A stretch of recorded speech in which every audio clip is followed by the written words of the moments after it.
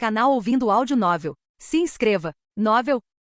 A Saga de Tânia, a Maligna. Volume 04. 15 de março, ano unificado de 1926, sobre a região da fronteira leste do Império. Sobrevoando discretamente o céu acima da fronteira leste do Império, está um avião de transporte bimotor. O carro-chefe da unidade de transporte aéreo do Exército Imperial realiza um raro voo noturno. As luzes de navegação, normalmente configuradas para serem tão brilhantes e claras quanto possível no espaço aéreo amigo para evitar colisões, foram desligadas. O corpo camuflado do avião voa vagarosamente em direção ao seu destino sob a proteção da escuridão, sem emitir nenhum som, exceto o leve zumbido dos motores. 99 em cada 100 pessoas que olhassem para o céu não teriam como saber que havia algo ali. Sua pintura foi projetada para voar em território inimigo, o que torna a nacionalidade pouco clara. Originalmente um caça, a aeronave foi equipada contra a detecção com todas as contramedidas possíveis disponíveis para o comando aéreo de um grupo de operações especiais que, falando claramente, não hesitou em violar fronteiras. Mesmo que o controlador do Centro de Direção de Combate da Defesa Aérea Oriental, organizado sob o Grupo de Exércitos do Leste do Império, relatasse ter visto algo estranho no radar, isso não seria registrado oficialmente em nenhum relatório.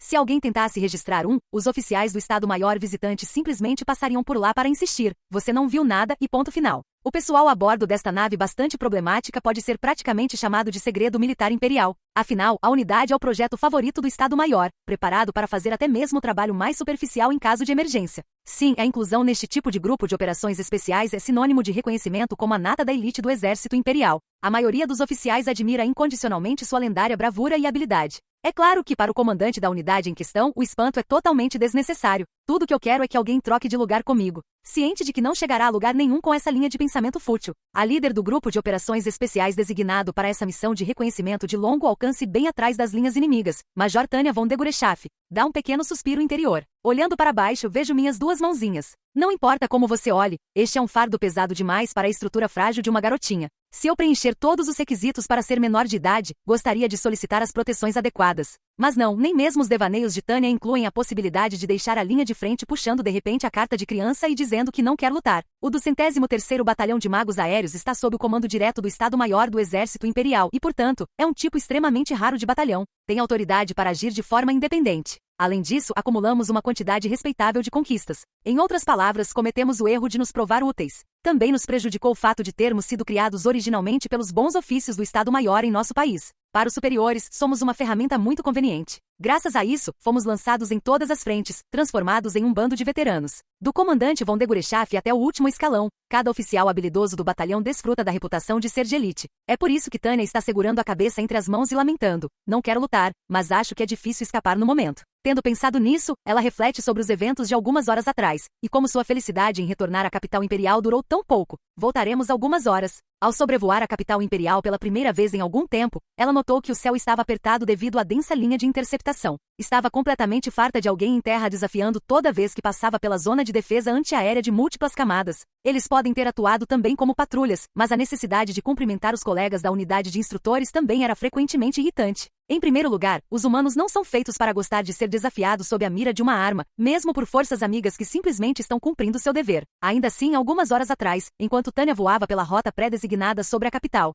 ela foi abençoada com uma sensação de calma tão total que os procedimentos complicados não a incomodaram nem um pouco. Afinal, ela finalmente conseguirá retornar à capital. Depois que a cidade da qual tanto sentiam falta apareceu de longe, toda a unidade estava de bom humor. Era impossível para os soldados esconderem a alegria por serem convocados de volta à terra natal e para longe das areias áridas e sem limites da frente sul. Na verdade, a única palavra para descrever o sentimento era êxtase. No presente, porém, Tânia acha seu otimismo tão idiota que ela quer literalmente se amaldiçoar. Em sua defesa, porém, na época não era nenhuma surpresa. A Major Tânia von Degorechaf estava cansada do campo de batalha, então qualquer motivo que lhe concedesse liberdade das linhas de frente era motivo de genuína comemoração. Uma convocação para o país de origem era uma boa notícia, se é que isso existia, e ela não tinha motivos para desconfiar da ordem. Até pousarem no alojamento designado, Tânia acreditou alegremente que haviam sido chamados para casa em licença. A generosidade da equipe em rotacionar adequadamente o pessoal era tão grande que ela quase ficou impressionada. Então, seus conhecidos, o Coronel von Lergen e o Major Uger, apareceram para receber o relatório. Para uma unidade que retornava, receber um cumprimento de rostos familiares foi, sem dúvida, um alívio.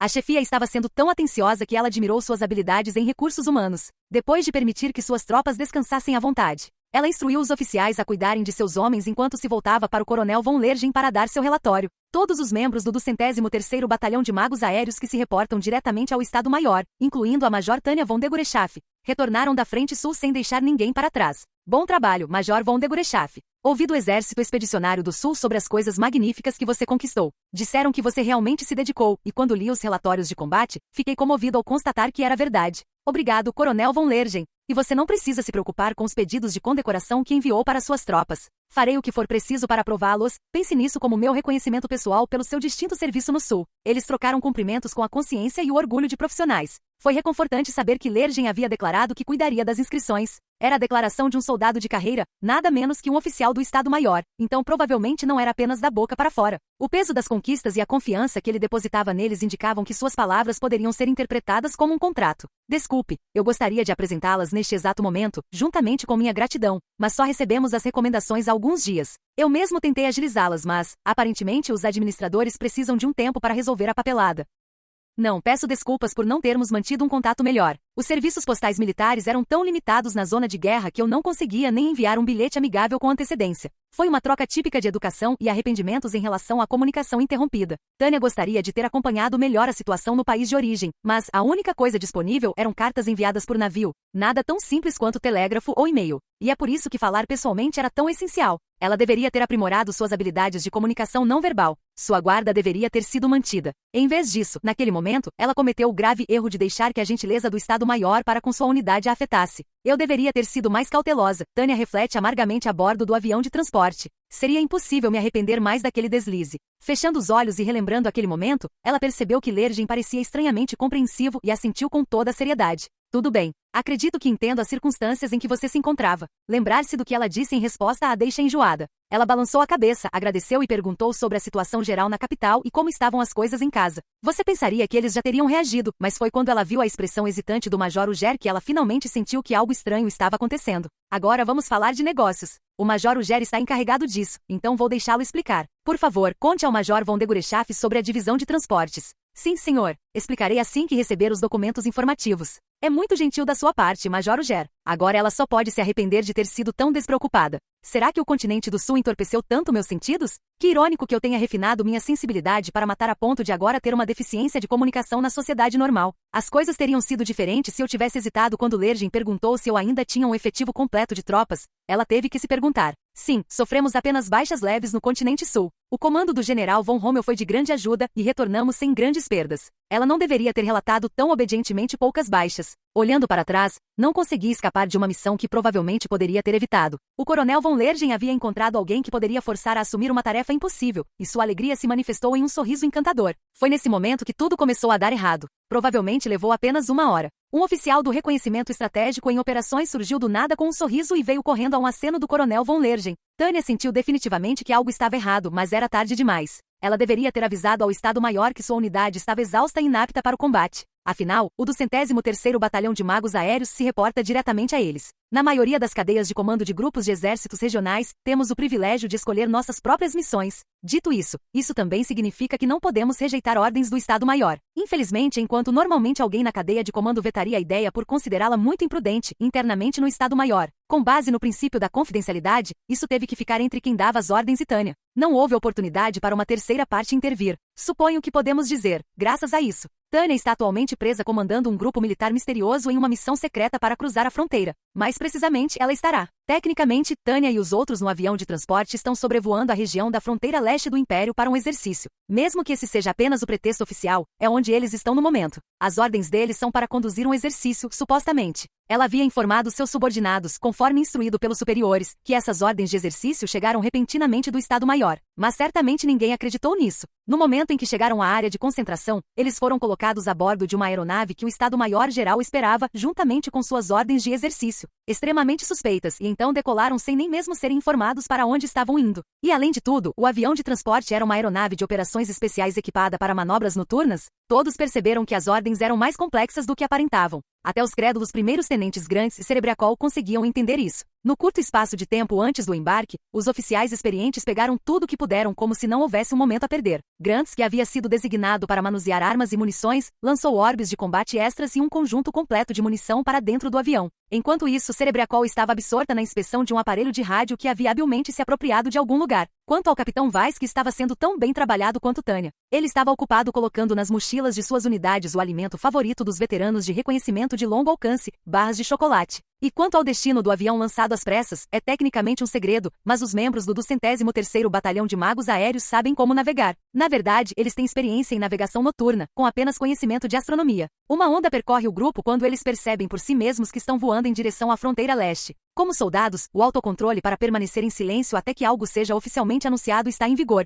mas seus olhos questionadores, aparentemente perguntando, os campos de treinamento do grupo de exércitos do leste não estão em uma direção diferente? São incrivelmente desagradáveis. Não creio que haja algum idiota que acredite que o piloto de um avião pertencente a um grupo de operações especiais cometeria um erro de navegação e nos afastaria dos campos de treinamento. Mesmo que Tânia finja ignorância e diga, os superiores devem ter adicionado um toque criativo para nós, alto o suficiente para todos ouvirem. Todos os seus subordinados já sabem que ela estava em uma conversa profunda com um oficial de comunicações do reconhecimento estratégico em operações sobre uma missão pessoal pouco antes de eles decolarem. Sendo assim, o máximo que ela pode realmente esperar é que suas tropas participem. Ela provavelmente deveria ficar grata por olhares curiosos terem sido tudo o que ela conseguiu. De qualquer forma, se ela soubesse que era assim que as coisas iriam acabar, ela deveria ter continuado brincando com aquele exército colonial anacrônico no deserto aberto. De certa forma, era como querer dominar a força de defesa colonial da Holanda com caça zero. Em setembro passado, fiquei apreensivo quando vi toda aquela areia, mas comparado à lamacenta frente oriental, viva o deserto. A Major Tânia von de Gurechat é uma veterana. Ela não é inexperiente o suficiente para encontrar romance na guerra. Para alguém com experiência, ajudar um aliado poderoso a esmagar um inimigo fraco é preferível. Ela não consegue entender o apelo de voar voluntariamente em direção a uma frente perigosa, onde inimigos tenazes aguardam, na esperança de que o campo de batalha seja palco de bombardeios com possibilidade de morteiros. Como convém a um soldado, Tânia deseja fervorosamente a paz. Se possível, ela gostaria até de trabalhar em um emprego de intelectual não violento, enquanto estiver segura na retaguarda. E é por isso. Estou me repetindo, mas quando Tânia soube que seu serviço no continente sul estava chegando ao fim, em menos de 6 meses, ela ficou emocionada. Ela pulou de alegria quando sua unidade de magos foi instruída a retornar para casa para um rodízio periódico de missões. Ela ficou comovida com a esplêndida gestão do Estado-Maior e descobriu um novo respeito pela impressionante compreensão do general von Zetor sobre os sentimentos das tropas. A única coisa ruim foi que ela teve que se separar do general von Rommel, apesar de eles finalmente parecerem estar se dando bem. De Lugo dormirá melhor sem você. Assim, nosso querido amigo, ficarei esperando a notícia de que você chutou o travesseiro dele. Ele era um chefe tão ideal que quando ela foi anunciar sua saída, eles trocaram gracejos. Tânia teria hesitado em fazer piada se fosse o general von Zetor. É raro encontrar um chefe que aceite esse tipo de coisa. Ter um superior que realmente entendesse o que ela queria, concedendo-lhe direitos e deixando as coisas a seu critério, era isso que realmente fazia seus esforços valerem a pena. Quanto mais ela pensa sobre isso, mais ela se lembra de quão fácil foi para ela na frente sul. Naquele continente, seu comandante era brilhante, sua força era quase igual à do inimigo e os soldados imperiais tinham mais disciplina. O melhor de tudo é que o inimigo que eles enfrentavam era um cão derrotado que já havia sofrido uma derrota enorme. Uma grande perda tornaria um soldado mais frágil do que alguns poderiam supor, e era exatamente por isso que a força real do inimigo era menor do que seu valor nominal. Cordeiros liderados por um leão podem eventualmente se transformar em lobos. Mas se os cordeiros forem derrotados antes que o leão os leve a algum lugar, seu retreinamento não será muito bom. Além das questões logísticas de estar no deserto, com o acesso à água sendo o principal deles, alguns poderiam até considerar o campo de batalha confortável. Atacar inimigos quando necessário, acumular condecorações e até mesmo reservar tempo para treinar as tropas. Era difícil imaginar uma situação mais ideal. A única razão pela qual Tânia deixou alegremente o continente sul foi porque ela acreditava firmemente que estava caminhando para o futuro promissor do serviço de retaguarda.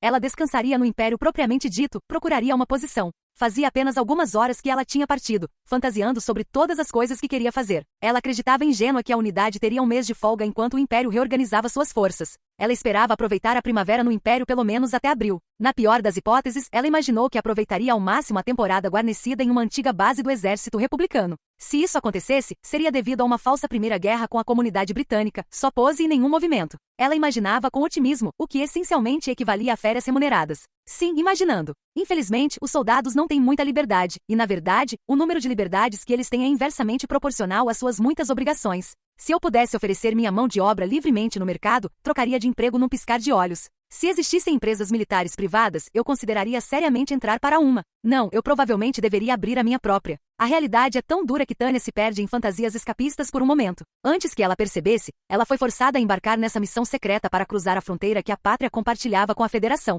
Nem é preciso dizer que isso viola todos os tipos de leis de guerra. Embora, tecnicamente, a Federação não tenha ratificado muitas delas, então essa área legal cinzenta é um pequeno consolo. De qualquer forma, Tânia não pode questionar a validade da missão. A menos que algo esteja indubitavelmente violando a lei. Como um soldado poderia resistir abertamente a ordens? Ela sabe muito bem que se o Estado-Maior deu uma ordem, seu trabalho é cumpri-la obedientemente. Mas ainda não é justo. Dito isso, neste ponto, Tânia deixa de lado seus suspiros e reclamações para reconfirmar a situação em que foi colocada e ter certeza de que realmente não tem opções. Uma operação contra a Federação. Se falharmos, o melhor que podemos esperar é uma comunicação calorosa e humana, leia-se, tortura com os comunistas. Estamos entrando sorrateiramente na Federação, onde eles têm uma forma de governo que até mesmo os comunistas têm dificuldade de alcançar com suas vidas intactas. Se esperamos voltar inteiros, não é hora de economizar. Capitão Weiss, você tem um momento? Sim, Major. Tânia decide e chama seu vice-comandante de confiança, olhando as horas no relógio. Felizmente, não é um momento inoportuno. Desculpe, mas você poderia vir aqui? O avião de transporte foi carregado com uma montanha de equipamentos de inserção de baixa altitude, armas e munição, e então lotado com mais imagens aéreas do que qualquer um imaginaria ser possível, tornando o interior terrivelmente apertado. Estar em uma embarcação de transporte militar significa não poder chamar um oficial subordinado sem que alguns outros sejam empurrados para fora do caminho. E Tânia tem que levantar a voz, senão a mensagem não será ouvida. Afinal, trata-se de um veículo militar, não de um avião de passageiros, falta-lhe a mínima consideração pelo conforto dos passageiros. Para um avião militar, o motor pode ser considerado silencioso, mas ainda assim é um avião militar. Tânia fica extremamente irritada por ter que gritar para ser ouvida em meio ao zumbido incessante. O lado bom é que ela não precisa se preocupar que seus subordinados, sem dúvida atentos, possam ouvi-los. Tenente Cerebriacol. Tenente Grants. Desculpe, mas por favor, verifiquem os equipamentos de todos. Sim, senhora. Depois de ocupar Cerebriacol e Grants, Tânia tira um objeto acolchoado da maleta a seus pés. Weiss olhou para ele, então deve ter notado que se tratava de um envelope lacrado, do tipo usado pelo Estado-Maior. Em resposta ao seu olhar interrogativo, Tânia sente e pede que ele verifique algo. Capitão Weiss, por favor, confirme a hora indicada no envelope. Gostaria que o senhor conferisse com o seu relógio. Corresponde à hora atual? Sim, Major. No meu turno, sim. Ótimo. Meu relógio marca a mesma hora. Então, na presença do comandante e do oficial superior do 203º Batalhão de Magos Aéreos, ambos tendo confirmado a hora correta, vamos abrir o envelope. Tânia rasga a carta e retira vários documentos. Uma olhada no resumo é suficiente para perceber que era exatamente o que ela esperava. Ela franze a testa, retendo seus comentários por um momento, e então entrega os papéis para Weiss. É justo que quando ele termina de ler, um gemido lhe escapa. Fomos levados às pressas para uma missão de reconhecimento para explorar as forças da Federação. Se o que isso diz for verdade, não é de se admirar que os superiores queiram fazer o que for preciso para verificar a situação. Sim, Major. Agora entendo. Dado esse contexto, entendo por que as ordens que recebemos até agora foram tão estranhas. Ela nem precisa olhar para o rosto de Weiss, que acena com a cabeça ao lado dela, para saber qual é a cor. Certamente combina com sua pele doentia. A situação é a própria definição de grave. Se a análise do Estado-Maior estiver correta, as forças da Federação estão se concentrando ao longo da fronteira em preparação para uma grande ofensiva. De acordo com os documentos marcados como queimar após ler, vários canários de fronteira estão cantando em alerta. Considerando as circunstâncias, as chances de ser um alarme falso são extremamente baixas. Desde que a Federação foi estabelecida, o Império tem defendido meticulosamente a fronteira leste como precaução contra os comunistas. Vários agentes secretos, incluindo um grande número de agentes adormecidos de longa data, estão estacionados na região da fronteira justamente por causa dessa potencial crise iminente. Não importa os membros do Estado-Maior, cada oficial do Exército Imperial se preocupa dia e noite com a possibilidade de os comunistas atacarem. É por isso que o grupo de exércitos do leste não se moveu de onde estava posicionado na fronteira. Não se moveram quando a frente norte se abriu na luta contra a aliança da Entente, nem se moveram quando o ataque surpresa da República criou a frente do Reno, e certamente não para a frente na Dácia voltada para o sul, preparados para a terrível possibilidade de serem pegos em um ataque de pinça republicano. O Estado-Maior do Exército Imperial levou o intelecto humano ao limite para manter um olhar atento sobre seus vizinhos do leste, porque eles acreditam que o momento mais perigoso do Império será quando a Federação os atacar pelas costas. Isso é óbvio. O Exército Imperial já foi atingido uma vez pelo ataque surpresa da República logo após o Grande Exército avançar para o norte. O Império não vai cometer o mesmo erro novamente. Mesmo que grandes ofensivas sejam lançadas na frente do Reno, os exércitos no leste permanecem em alerta máximo. Ainda assim, as coisas ficaram consideravelmente mais flexíveis desde que as principais forças imperiais eliminaram as tropas do exército republicano. Não consigo imaginar por que a Federação agiria agora, com o impasse atual. Pensando logicamente, os relatórios podem muito bem ser um alarme falso. Mas mesmo que desejássemos que os movimentos da Federação não passassem de uma piada, qualquer um que lesse o briefing seria imediatamente forçado a descartar qualquer esperança passageira. O problema é a verificação. Se o exército da Federação está sendo mobilizado, o Império precisa saber, e é por isso que o Estado-Maior tem se mostrado tão determinado, mesmo que isso signifique violar as regras da guerra. O Estado-Maior está nos ordenando a cruzar a fronteira independentemente das aparências, o que significa que o perigo potencial deve superar todos os riscos. Tânia continua com um suspiro, embora eu ache que não temos escolha. Como comandante deste batalhão, peço desculpas por não poder dar um descanso a vocês. É nosso dever, Major. Dadas as circunstâncias, realmente não temos escolha. Então acho que teremos que sentir pena de nós mesmos, hein? Quantas vezes terei que suspirar? Tânia reclama mentalmente enquanto analisa a situação. Alguns movimentos suspeitos da Federação na fronteira leste. Foi só isso que foi preciso para destruir o clima relaxado de vitória do Império. Pensando bem, faz sentido que ela não tenha percebido nenhuma das vibrações confortáveis normalmente esperadas de alguém servindo na retaguarda vindas do Coronel von Lergen ou do Major Uger, mesmo tendo acabado de retornar da linha de frente. Se suas faculdades de comunicação não verbal estivessem funcionando normalmente, ela teria se preparado instintivamente. O Estado-Maior deve realmente acreditar que há sinais de uma grande ofensiva. Em outras palavras, eles têm certeza de que a Federação iniciará uma guerra. Se for assim, talvez o Estado-Maior tenha um grupo de unidades mobilizadas como reforço, e nós simplesmente não sabemos sobre isso. Capitão Weiss, o que você acha da análise do Estado-Maior sobre o leste? Sinceramente, não estou convencido. Não consigo pensar em nenhum motivo para a Federação atacar o Império agora. Eu também não, capitão, mas é justamente por isso que é tão estranho. Não consigo imaginar que o Estado-Maior ignore algo que já consideramos. É verdade. Então, Weiss hesita, mas depois acena, parecendo satisfeito, e murmura em compreensão. Ah, entendi. Exatamente. Tânia concorda e continua. Então, se for esse o caso, a certeza do Estado-Maior de que a Federação é uma ameaça é o que está aumentando a sensação de crise. As forças imperiais não podem violar a fronteira por ostentação ou por mero capricho. Isso equivaleria a dar carta branca ao outro lado. O Estado-Maior poderia inventar desculpas para um erro durante um exercício, mas é fato que eles estão nos enviando para o outro lado da fronteira. Se isso se tornar uma questão diplomática, o dano que recairia sobre o Império em tempos de paz seria extraordinário. Os superiores decidiram aceitar esse risco e nos fazer entrar sorrateiramente na Federação, então deve haver um motivo. O Estado-Maior não tomaria uma medida tão decisiva com base em informações incompletas. Em outras palavras, a cúpula considera isso uma verificação final, não um reconhecimento hesitante. Eles estão supondo que as hostilidades começarão e se preparando para o pior, enviando algumas unidades para o local. Então é guerra. Desculpe-me, Major, mas tudo isso ainda é especulação. Considerando os fatos, é uma hipótese com alta probabilidade de ser verdade, mas não há nada que diga definitivamente que a Federação está se juntando à guerra. Nem há razão para isso. Como vai se salta com uma carranca após o murmúrio de Tânia, o motivo do envolvimento da Federação é certamente um mistério. Não, Tânia e somente Tânia têm a mínima ideia. Se a Federação fosse sair com os punhos cerrados, eles teriam se coordenado com a República. Não consigo imaginar um motivo para eles começarem algo depois que as principais forças imperiais já estivessem de volta. Seria algum tipo de demonstração? Um blefe diplomático? Tânia sorri ironicamente ao ouvir a sugestão de Weiss de que se trata de um blefe. Ele parece não acreditar totalmente. Ela poderia questionar a incerteza estampada em seu rosto, mas em vez disso, como sabe que seu vice-comandante é um homem de extraordinário bom senso, aceita gentilmente a opinião dele. Como começaram as guerras que a humanidade vivenciou? A resposta para isso pode ser encontrada em qualquer livro de história. Quase todas as guerras começam com uma loucura induzida pela inércia ou alguma outra bobagem, falhas de raciocínio, essencialmente. Espere o pior. Vamos cair presumindo que estamos indo para o combate principal? Uma voz abafada pede contato que ela reconsidere, mas Tânia suspira e lhe dá um tapinha no ombro antes de continuar. A missão é obviamente invadir território inimigo. Confirmaremos o início da guerra e atacaremos ao mesmo tempo. A intenção literal da pátria é o reconhecimento em território inimigo, mas, dado o nosso posicionamento, a verdadeira natureza das nossas ordens é nos prepararmos para um ataque. De qualquer forma, se a guerra for declarada, espera-se que hajamos por conta própria. Devemos estar prontos.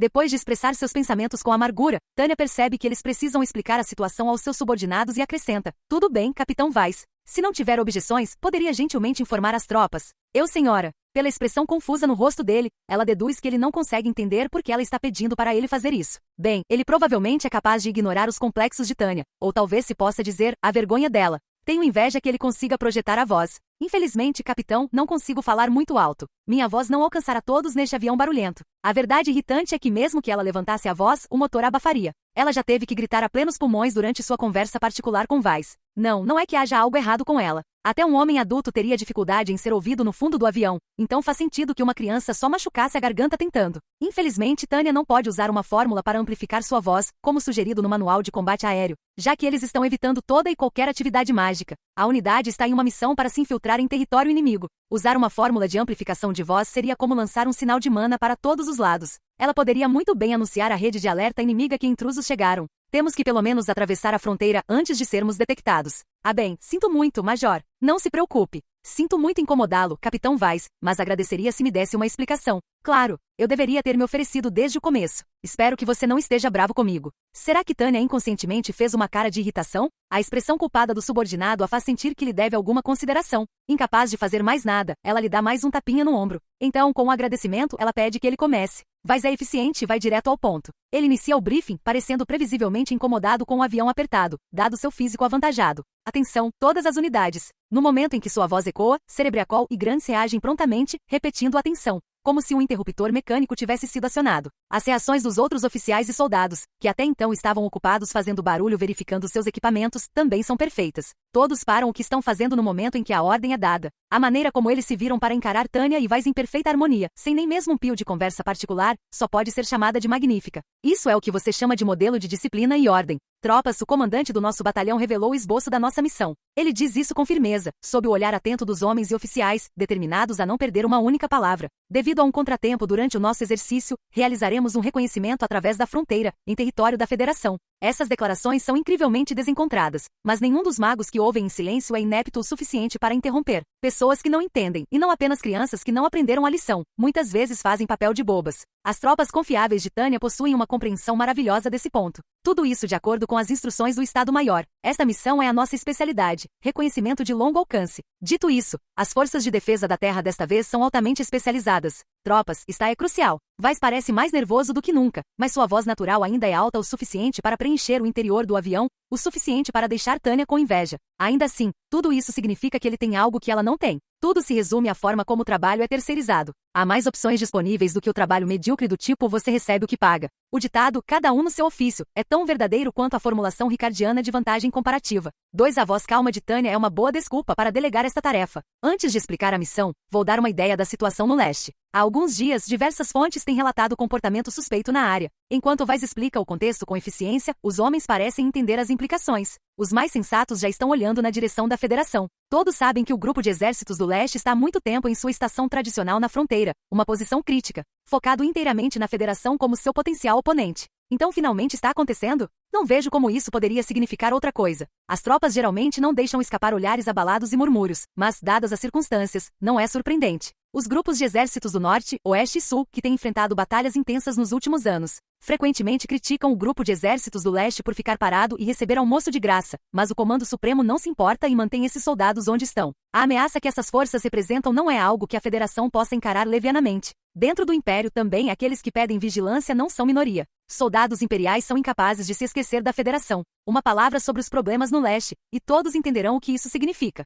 É verdade, fomos mobilizados originalmente como uma unidade envolvida em investigação e verificação, mas a situação mudou drasticamente. Esta manhã, antes do amanhecer, o Estado-Maior recebeu um sinal de socorro do 437º Pelotão de Reconhecimento Tático Especial do Grupo de Exércitos do Leste. Com esse único comentário, o ar no avião parece congelar. É nesse exato momento que a pergunta, será que é? Se transforma na convicção então é verdade. Em resposta às reações tensas de seus subordinados, Tanya acena em confirmação. A situação é simples. Um alerta foi enviado pelas patrulhas anti-federação no leste. Não há outro motivo para o pelotão de reconhecimento tático especial, ou seja, a unidade que viola ilegalmente a fronteira em missões de reconhecimento profundo, dar uma espiada. O 437º é uma unidade altamente furtiva que se dá ao trabalho de se passar por siberianos, diplomatas ou algo do tipo para se infiltrar. Nada mais se sabe sobre a unidade, exceto que ela se reporta diretamente ao Departamento de Reconhecimento Estratégico da Divisão de Operações do Estado-Maior. Eles estavam prontos para uma resposta rápida contra a Federação na linha de alerta 1 quando deram um alarme, relatando por meio de um sinal codificado que uma unidade federal de escala incerta estava se mobilizando.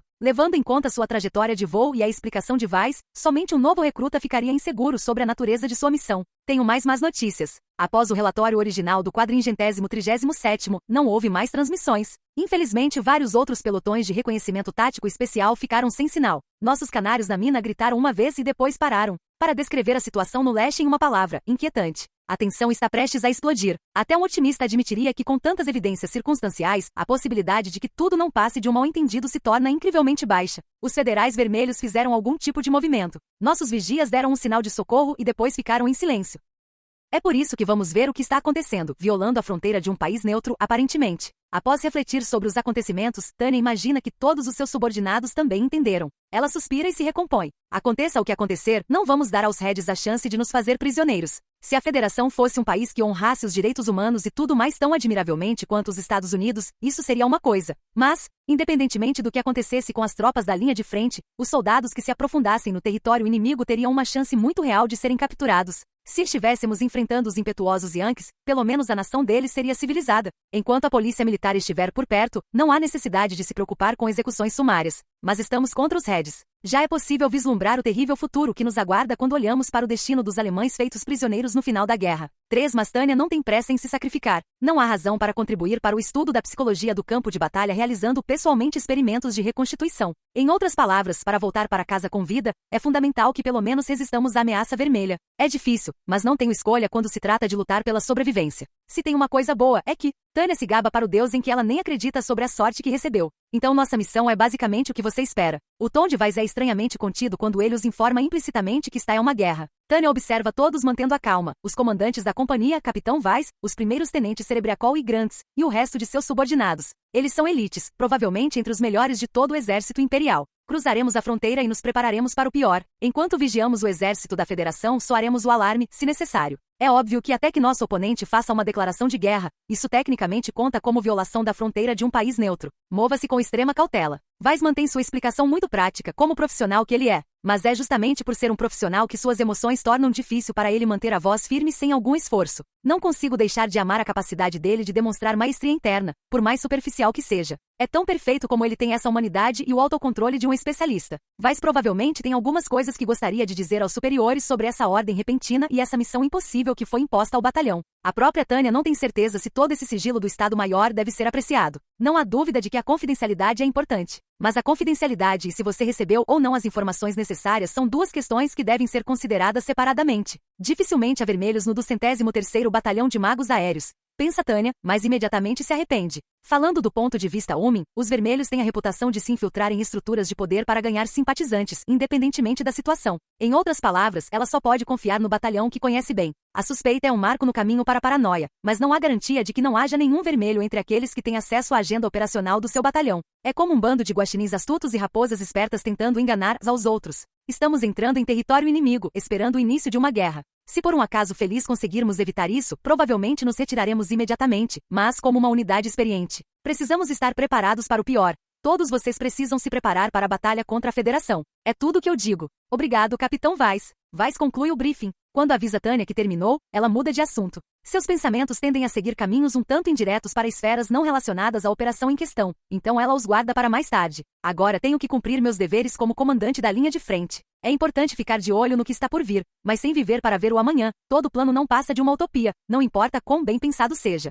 Irmãos de batalhão, é exatamente como Weiss disse. O Estado-Maior aprendeu uma lição na frente do Reno. Não queremos ser atacados de surpresa duas vezes. Não gosto da forma como nos informaram da nossa missão de última hora em nome da confidencialidade, mas me faz rir pensar na cautela que demonstram. Os superiores do exército imperial ainda devem sentir a dor de seu erro contra a República. Todos que lutaram na frente do Reno acenam nostalgicamente como se dissessem, isso foi horrível. Enquanto isso, os mais velhos começam a brincar sobre como Grants não é mais tão inexperiente, e Cerebriacol assume um ar de superioridade entre eles. É uma cena profundamente emocionante. Tânia está satisfeita com o quanto a tensão se dissipou e continua. Dito isso, desta vez os superiores competentes realmente nos pegaram com suas maquinações. Contanto que sejam competentes, eu gostaria de deixar de lado as discussões e agradecer a Deus ou ao diabo. Agradeça a quem você acredita. Pessoalmente recomendo Satanás, que é um oficial residente no quartel-general do Estado-Maior. Major, é verdade que você tem uma cauda de diabo? Essa é uma boa pergunta, mas também é inútil. Perdi meu rabo naquela confusão horrível de armas republicanas, trincheiras e tudo mais. É uma pena, se eu estivesse relaxando em uma poltrona, ainda poderia tê-lo.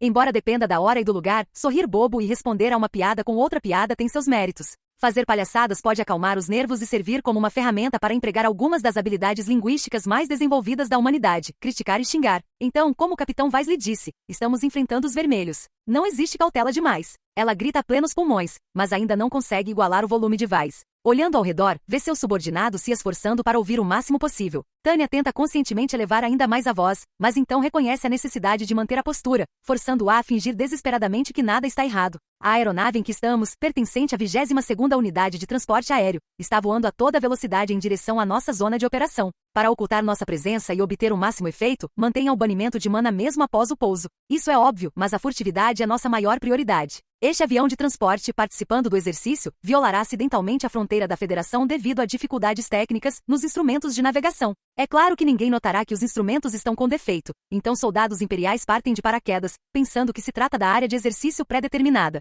Essa é a nossa história, mas naturalmente ninguém que a ouça acreditará. É difícil até fingir, mas não queremos criar os problemas diplomáticos bizantinos que resultariam de ser um agressor, não é? Política. Tânia pensa e acrescenta outra observação. E bem, todas essas instruções extremamente desagradáveis são pedidos políticos. Eu não tenho um rabo, então não entendo muito bem.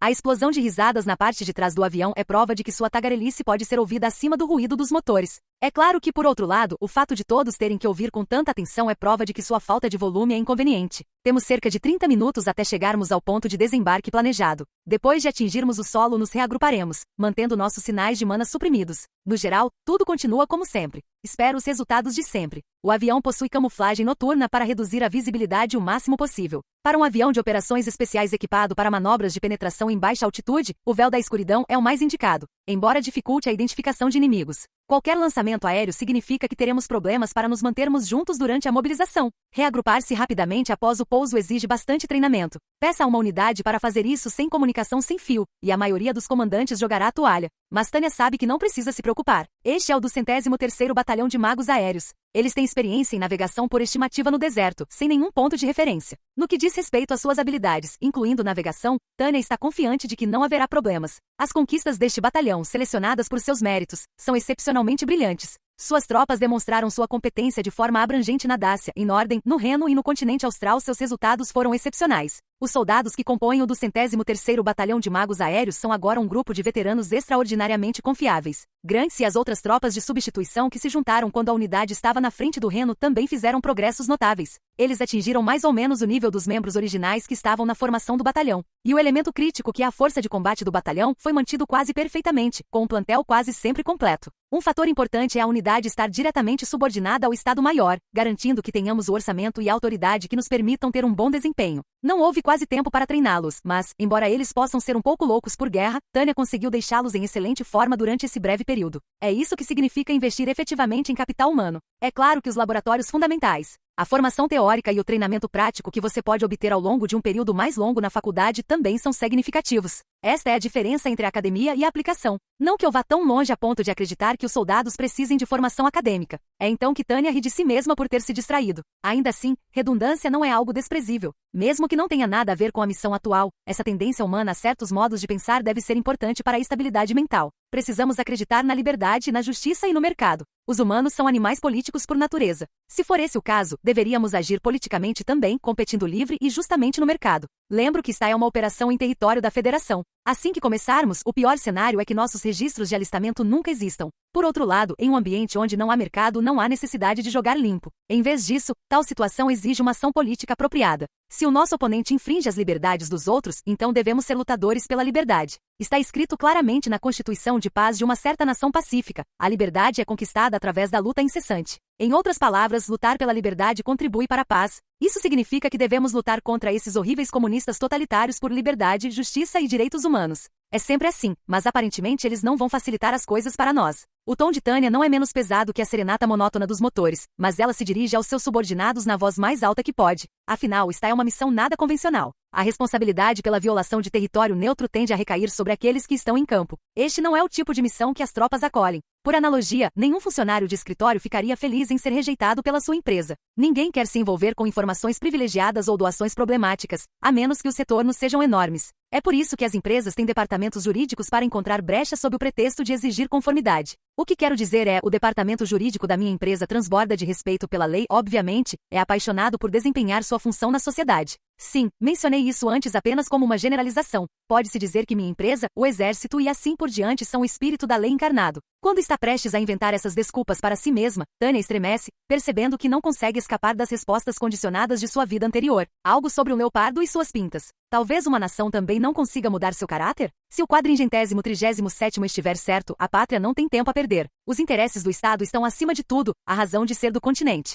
Com fanáticos por guerra como vizinhos e os vermelhos fervilhando, não é preciso ser francês para ter essa ideia. Dito isso, razão de Estado também é razão de humanidade. Considerando sua natureza limitada, deve haver poucos conceitos em toda a história humana que sejam tão frágeis e pouco confiáveis quanto a razão. Além disso, se for para o Estado, poderemos ser forçados a assumir a responsabilidade por todas as irregularidades. Não há garantia de que a unidade que executa o plano não será descartada como o rabo de um lagarto. Figuras de autoridade do Estado tendem a querer se proteger, então muitas vezes alinham seu poder pessoal com os interesses do Estado, o que é realmente problemático. É por isso que precisa haver confiança entre quem dá as ordens e quem as executa. Nada é melhor para minha paz de espírito do que conhecer o caráter do coronel von Lergen, bem como dos tenentes-generais Zetor e Rudersdor. Em outras palavras, seremos crianças novamente e embarcaremos em uma aventura secreta sem contar a comunidade internacional primeiro. Alguém de vocês está tão morto por dentro a ponto de se recusar a uma expedição emocionante para espiar um país de mistérios? Não no meu batalhão. Já passamos por florestas de espadas e saraivadas de balas, então tenho certeza disso. A confiança que ela tem nos homens do Estado-Maior é o que permite que Tânia faça piadas. Se o oficial superior estiver fazendo palhaçadas, isso indica que confia na chefia, o que tranquiliza os homens de baixo. No momento em que ouvem o que ela diz, seus subordinados explodem em gargalhadas e assobios. Nenhum deles parece preocupado. Todos exibem sorrisos alegres que dizem, vamos dar o troco. Bem, mesmo que não seja nada mais do que bravata pré-surtida, fico feliz que eles tenham a coragem de fingir coragem. Isso significa que confiam em mim o suficiente para não reclamarem na minha presença. Um superior que não é confiável para seus subordinados corre o risco de ser demitido por falta de capacidade de gestão, então isso é fundamental. Sim, estou bastante satisfeito com a forma como as coisas estão indo. Informações previamente obtidas sugerem que a área coberta pelo 437º é um ponto de parada da Federação, embora a inteligência diga que isso ainda não foi confirmado. Tomando cuidado para não estragar o clima, Weiss decide fazer seu comentário agora. É uma jogada brilhante, apresentada como informação suplementar, mas com o objetivo de acalmar o frenesi. É inteiramente graças a oficiais competentes como ele que podemos manter a disposição das tropas para lutar e ao mesmo tempo preservar a disciplina. Takeda Shingen estava certo. As pessoas são seus muros de pedra. 5 De certa forma, embora me irrite admitir, Stalin implementou isso literalmente, embora seja mais correto dizer que ele usou um muro de pessoas vindas do campo como substituto de um muro de pedra. Suponho que as paredes do capitalismo sejam metafóricas e as paredes do comunismo sejam literais. É mais ou menos a mesma diferença entre cadeiras capitalistas e comunistas, madeira versus elétricas. Se eu tivesse que sentar em uma, escolheria madeira. Posso fazer uma pergunta? Claro, Tenente Cerebriacol. Vá em frente. Se a área coberta pelo 437º for o local da atividade, então as intenções do Exército da Federação são claras. Supondo que seja óbvio que a Federação esteja planejando um ataque preventivo ao Império, teremos permissão para lançar nosso próprio ataque para impedi-lo?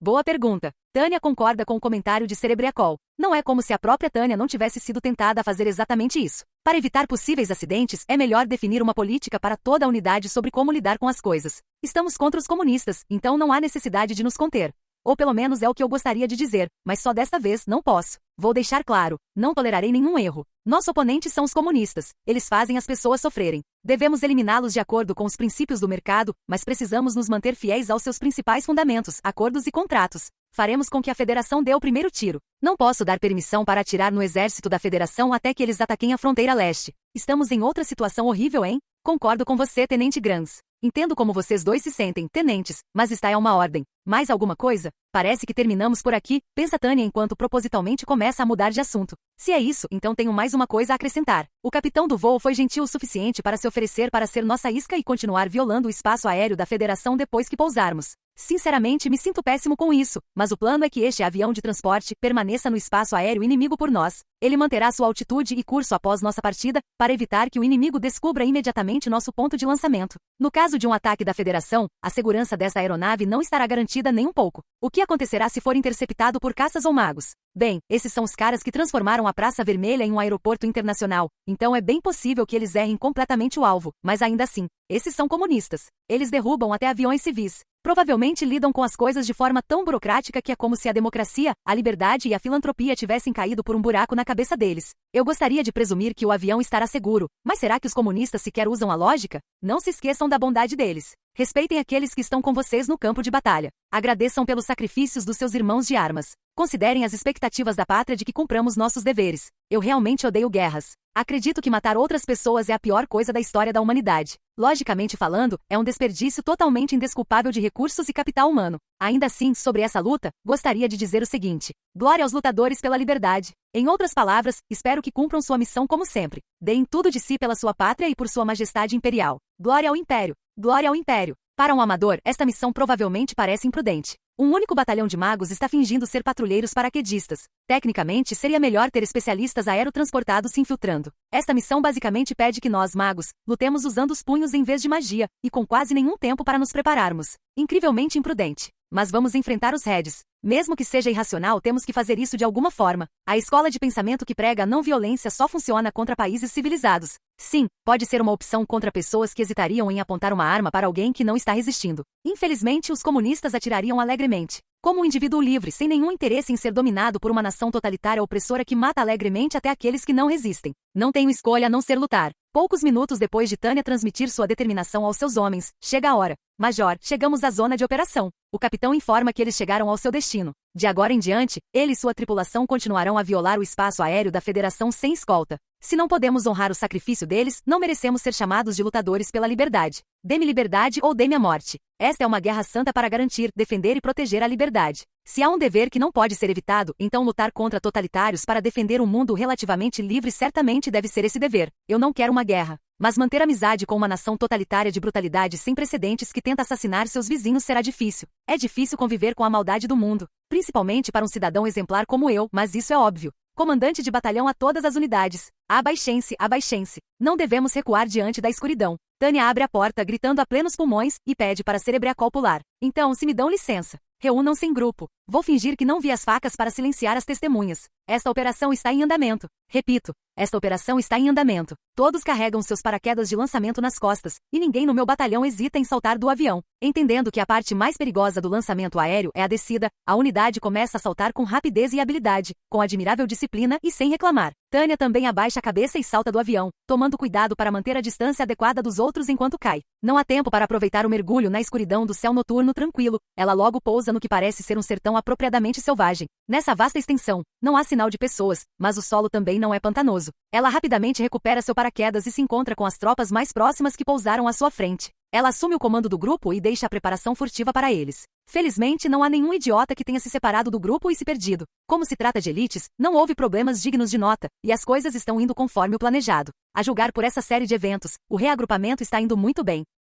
Isso equivale a um tapinha nas minhas costas, mas a habilidade de cada oficial merece menção especial. Cerebriacol e Grantes, que enviei à minha frente, até assumiram o comando de pelotões e montaram uma defesa de perímetro. Há algo a ser dito sobre treinamento, depois treinamento adicional e finalmente passar pelo batismo em combate. O batalhão consegue se reagrupar rapidamente, livre de confusão, apesar da escuridão, e então se prepara. Tudo que o vice-comandante Vaz e eu precisamos pensar é em como avaliar a situação e quais devem ser nossas táticas. Uma unidade onde a liderança pensa com cuidado e a base simplesmente faz o que lhe é ordenado deve ser elogiada como modelo de eficiência. Tenente Cerebriacol, informe-nos sobre nossa situação. Sim, senhora. O reagrupamento pós-lançamento foi concluído. Sem perdas. A companhia do Tenente Grantes está de plantão. Até o momento não avistamos ninguém ligado à Federação, incluindo civis. Bom trabalho. Tem casas ou algo assim? Encontramos algumas fontes de luz, mas todas estão concentradas na área que antes deveria ser um ponto de parada. Não vimos nenhum sinal de civis num raio de vários quilômetros. Ótimo. Tânia concorda. Então Vaz, que acabou de chegar, entrega o relatório que ela estava esperando. Desculpe interromper, Major.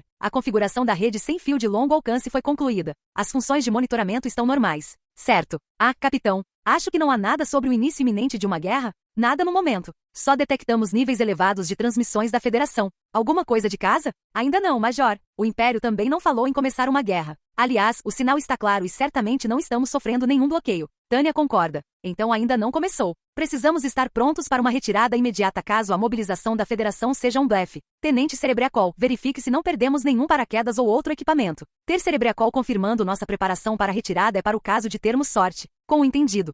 O ajudante de Tânia corre para dar uma nova olhada no equipamento. Precisamos agarrar a senhora Sorte e imobilizá-la, mas pelo menos tenho certeza de que Cerebriacol não vai economizar. Parece que você realmente começou a confiar em Visha como comandante. Major, comenta Vaz atrás de Tânia enquanto ela observa Cerebriacol partir. Tânia sente como se dissesse que é natural. A tenente Cerebriacol me mostrou que é uma pessoa de verdade e conquistou minha confiança. Acredito em quem merece. Não acho que haja mais ou menos do que isso. Sim, é exatamente como você disse. Major, eu sei que é presunçoso, mas você me deixaria liderar a aproximação em direção à área de concentração inimiga? Ah, mano, é disso que se trata. Não é como se eu não confiasse em você também, Tânia insinua enquanto revida gentilmente. Capitão Vaz, o comandante está na liderança. Além disso, eles ainda não são inimigos. Major, percebo que ainda estou sendo presunçoso, mas espero que você reconsidere. Qual é a questão que você está tentando levantar? Acho que estou mais bem equipado para lidar com o estresse físico de uma marcha sem mágica. Se não se importar, claro. Ah, Tânia finalmente percebeu de onde isso veio. Em suma, isso foi motivado pelo que aconteceu antes. Lamentei minha voz baixa e aparentemente, quando deixei a explicação da operação para Vaz, ele finalmente se lembrou da disparidade entre nossos físicos.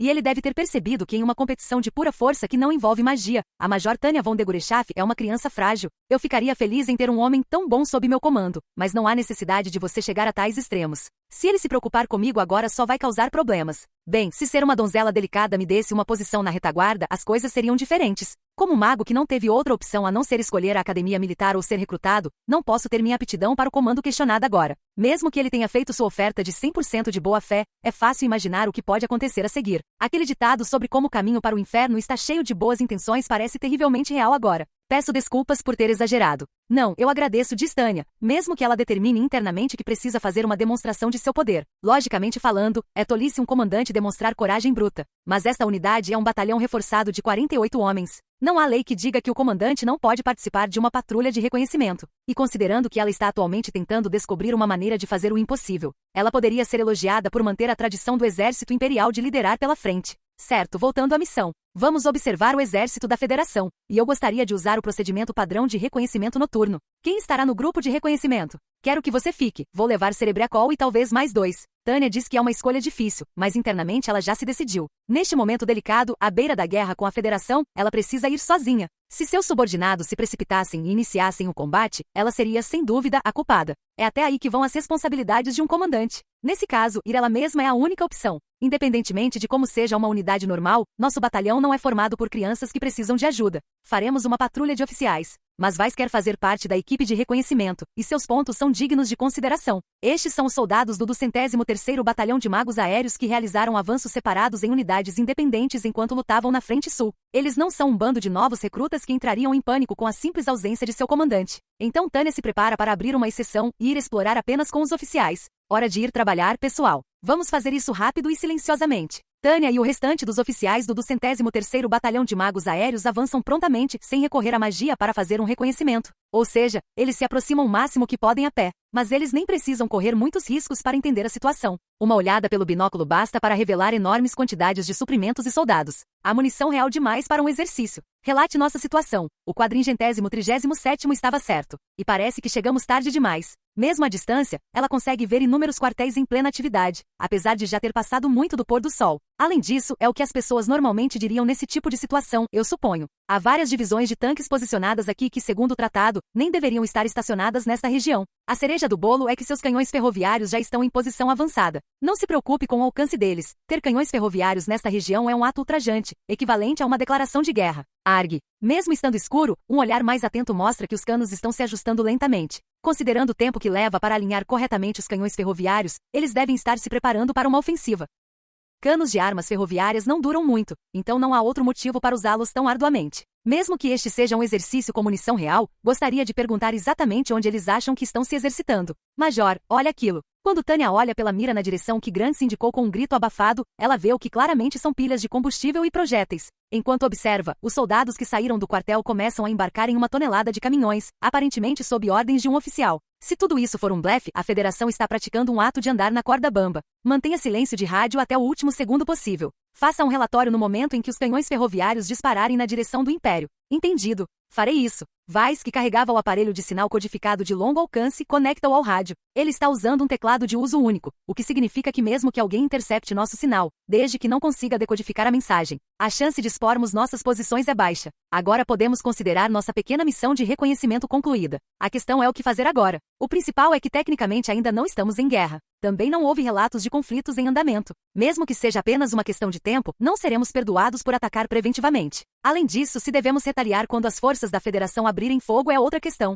Podemos estar nas proximidades da fronteira, mas ainda estamos claramente operando em território da Federação. Mesmo que o inimigo ataque primeiro, se contra-atacarmos imediatamente, teremos que explicar o que estávamos fazendo ali em primeiro lugar. Em defesa da liberdade, deveria ser nosso direito atacar primeiro. Infelizmente, nossa nação exige um comportamento politicamente correto. É uma pena, mas como uma ferramenta do Estado, devo obedecer à organização. Mesmo que explodindo aquelas montanhas de munição e combustível, possamos salvar nossos aliados e nos livrar de uma tonelada de comunistas. Acho que terei que me conter. Cerebriacol está em uma ordem para todas as unidades. Não devemos atacar primeiro. Entendi. Confiando na habilidade de seu ajudante, que rapidamente envia uma transmissão ótica direcional para as tropas atrás deles sobre disciplina de fogo. Tânia se volta para dentro enquanto pensa na guerra com a Federação, que de repente parece muito mais real. O inimigo deve estar sonhando com um ataque unilateral ao Império. Em outras palavras, este é o melhor momento para pegá-lo de surpresa. Mas se fizermos isso, teremos que responder porque estávamos em território da Federação quando o ataque ocorreu. Afinal, a Federação não está em guerra no momento. E a propaganda comunista é difícil de derrotar. Isso deveria ser uma surpresa, mas a Coreia do Norte declarou que a Coreia do Sul atacou primeiro e até enganou algumas pessoas por um tempo. Então há precedentes.